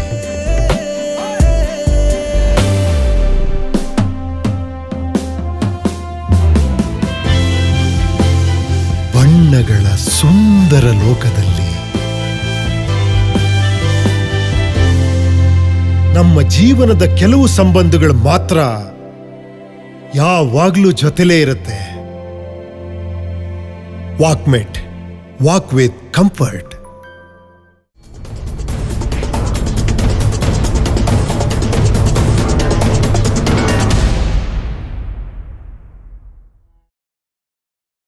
ವಿರಾಮದ ಬಳಿಕ ಮತ್ತೆ ಸ್ವಾಗತ. ಮೌನದ ಬಗ್ಗೆ ನಾವು ಮಾತಾಡ್ತಾ ಇದ್ವಿ ಶುಭಧರ ಅವರೇ. ಈಗ ಕಾಂಗ್ರೆಸ್ ಎನ್ನುವಂಥದ್ದು ನಿಶಬ್ದ ಆಗ್ತಾ ಇದೆ ಅನ್ನೋ ಅಂತ ಕಾಣ್ತಾ ಇದೆ. ಎಲ್ಲ ಕಡೆ ಆಡಳಿತವನ್ನು ಕಳೆದುಕೊಳ್ತಾ ಹೋಗ್ತಾ ಇದೆ. ಮತ್ತು ಒಂದೊಂದು ಕಡೆ ಏನೋ ಅಲ್ಪ ಸ್ವಲ್ಪ ಇದ್ದದ್ದು ಕೂಡ ಅವರು BJPಯರು ಗಬಕ್ಕನೆ ತೆಗಿತಾ ಇದ್ದಾರೆ. ಗೋವಾದಲ್ಲೂ ಇದೇ ಪರಿಸ್ಥಿತಿ. ಇನ್ನು ಮುಂದಿನ ಭವಿಷ್ಯ ಏನು ಕಾಂಗ್ರೆಸ್ ಇದ್ದು? ನೀವು ಒಬ್ಬ ಕಾರ್ಯಕರ್ತನಾಗಿ. ರಾಜಕೀಯ ಯಾವತ್ತು ನಿಂತ ನೀರಲ್ಲ ಮತ್ತು ಸೋಲೇ ಅಂತಿಮ ಅಲ್ಲ. ಹ್ಮ್ ಸೋಲು ಮತ್ತೊಮ್ಮೆ ಗೆಲುವಾಗಿ ಬದಲಾಗುವ ಸಾಧ್ಯತೆಗಳು ಕೂಡ ಜಾಸ್ತಿ. ಹ್ಮ್ ಹಿಂದೆ ಅಟಲ್ ಬಿಹಾರಿ ವಾಜಪೇಯಿ ಅವರು ಇಂಡಿಯಾ ಶೈನಿಂಗ್ ಅಂತ 10 ವರ್ಷಗಳ ಕಾಲ ಆಡಳಿತ ಮಾಡಿದ್ರು. ಹೌದೌದು. 6 ವರ್ಷಗಳ ಕಾಲ ಆಡಳಿತ ಮಾಡಿದ್ರು, ಸಾರಿ. ಆನಂತರ ಕಾಂಗ್ರೆಸ್ 10 ವರ್ಷಗಳ ಕಾಲ ಆಡಳಿತ ಮಾಡಿತ್ತು. ಈಗ ಬಿಜೆಪಿ 8 ವರ್ಷ ಆಡಳಿತ ಮಾಡ್ತಾ ಇದೆ. ಮುಂದಿನ ದಿವಸ ಅದು ಕಾಂಗ್ರೆಸ್ ದಿನಗಳು ಬರ್ಬೋದು. ಅದು ನಿಂತ ನೀರಲ್ಲ ಅನ್ನುವಂಥದ್ದು. ಆದ್ರೆ ಈಗ ಏನಾಗ್ತದೆ, ಇಡಿ ದಾಳಿಗಳ ಮೂಲಕ ಶಾಸಕರನ್ನ ಬೆದರಿಸುವ ತಮ್ಗೆಲ್ಲರಿಗೂ ಗೊತ್ತಿದೆ. ಅದನ್ನು ಮುಕ್ತವಾಗಿ ಕೆಲವರು ಹೇಳಿದ್ರು ಕೂಡ, ನಮ್ಮವರು ಮುಕ್ತವಾಗಿ ಹೇಳ್ತಾ ಇದ್ದಾರೆ, ಇತರರು ಗೊತ್ತಿದೆ. ಇಡಿ ಮೂಲಕ ಈಗ ಗೋವಾದಲ್ಲಿ ಇರ್ಬೋದು, ಈಗ ಮೊನ್ನೆ ಆದ ಘಟನೆಗಳು ಮಹಾರಾಷ್ಟ್ರದಲ್ಲಿ ಕೂಡ ಆಗ್ಬೋದು, ಇಂತಹ ಪ್ರಕರಣಗಳು ಆಡ್ತಾ ಇದೆ. ಕಳೆದ ಬಾರಿ ಕರ್ನಾಟಕದಲ್ಲಿ MP ಚುನಾವಣೆ ಆಗುವಾಗ ದಾಳಿಗಳನ್ನೆಲ್ಲ ಮಾಡಿಸಿ ಏನೆಲ್ಲ ತೊಂದರೆ ಕೊಟ್ಟರು ಅನ್ನುವಂಥದ್ದು ಎಲ್ಲರಿಗೂ ಕೂಡ ಗೊತ್ತಿದೆ.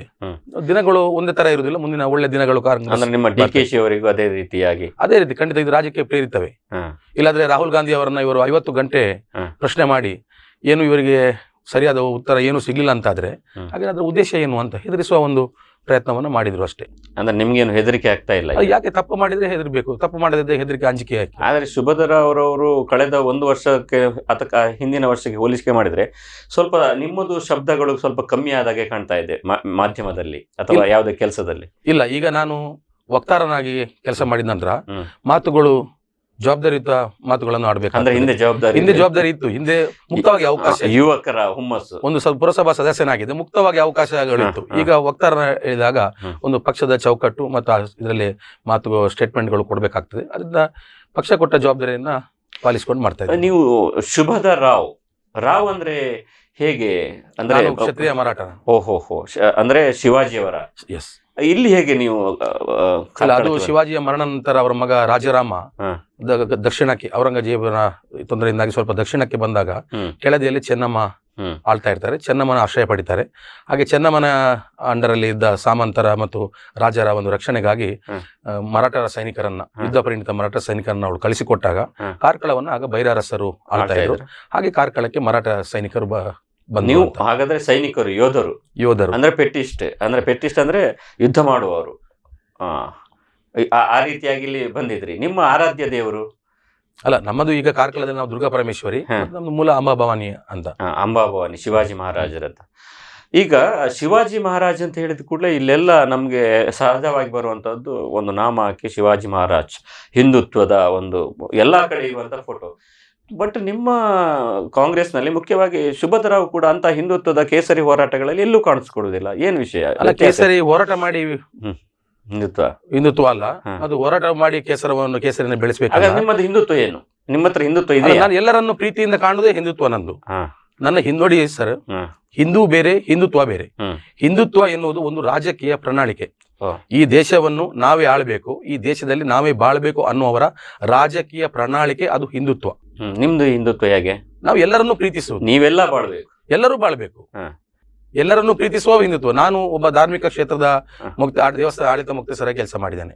ನಾನೊಂದು ದೇವಸ್ಥಾನದ ಜೀರ್ಣೋದ್ಧಾರ ಮತ್ತು ಬ್ರಹ್ಮಕಲಶದ ಅಧ್ಯಕ್ಷನಾಗಿ, ಬ್ರಹ್ಮಕಲಶ ಸಮಿತಿ ಅಧ್ಯಕ್ಷನಾಗಿ ಕೆಲಸ ಮಾಡಿದ್ದೇನೆ. ನಾನು ಸಾರ್ವಜನಿಕ ಗಣೇಶೋತ್ಸವವನ್ನು ಸ್ಥಾಪಕ ಅಧ್ಯಕ್ಷನಾಗಿ ಸಾರ್ವಜನಿಕವಾಗಿ ಇಟ್ಟು ಅದರಲ್ಲಿ ಕೆಲಸ ಮಾಡ್ತಾ ಇದ್ದೇನೆ. ನಾವು ಧಾರ್ಮಿಕ ಚಟುವಟಿಕೆಗಳಲ್ಲಿ ನಮ್ಮ ಸಂಪೂರ್ಣ ತೊಡಗಿಸಿಕೊಂಡಿದ್ದೇವೆ. ಬೇರೆಯವರಿಂದ ಹಿಂದೂ ಧರ್ಮವನ್ನು ಕಲಿತು ನಾವು ಕಲಿಯುವಂಥದ್ದು ಏನಿಲ್ಲ. ಅಂದ್ರೆ ನಾವು ಬಾಲ್ಯದಿಂದಲೇ ನಾವು ಆರಾಧಿಸಿಕೊಂಡು ಬಂದುವಂಥದ್ದು. ನಿಮ್ದು ಕೆಂಪು ನಾಮ ಇಲ್ಲ, ಗಂಧದ ನಾಮ ಅಲ್ಲ. ಕೆಂಪು ನಾಮ ಆಗಲಿ ಅದು ಯಾವುದೋ ಒಬ್ರು ಪಕ್ಷಕ್ಕೆ ಮತ್ತು ಒಬ್ಬರು ಸಂಘಟನೆಗೆ ಸೀಮಿತ ಅಲ್ಲ. ಅದನ್ನೀಗ ಬಳಸ್ಕೊಳ್ತಿದ್ದಾರೆ ಅಷ್ಟೇ. ಶಿವಾಜಿಯನ್ನ ಈಗ ರಾಜಕೀಯವಾಗಿ ಬಳಸಲಿಕ್ಕೆ ಪ್ರಯತ್ನ ಪಡ್ತಿದ್ದಾರೆ. ಶಿವಾಜಿಯ ಒಂದು ಮುಖ ಮಾತ್ರ ತೋರಿಸ್ತಾ ಇದ್ದಾರೆ. ಶಿವಾಜಿ ಮುಸಲ್ಮಾನನ ಕೊಂದ ಅಂತ ಮಾತ್ರ ತೋರಿಸ್ತಾ ಇದ್ದಾರೆ.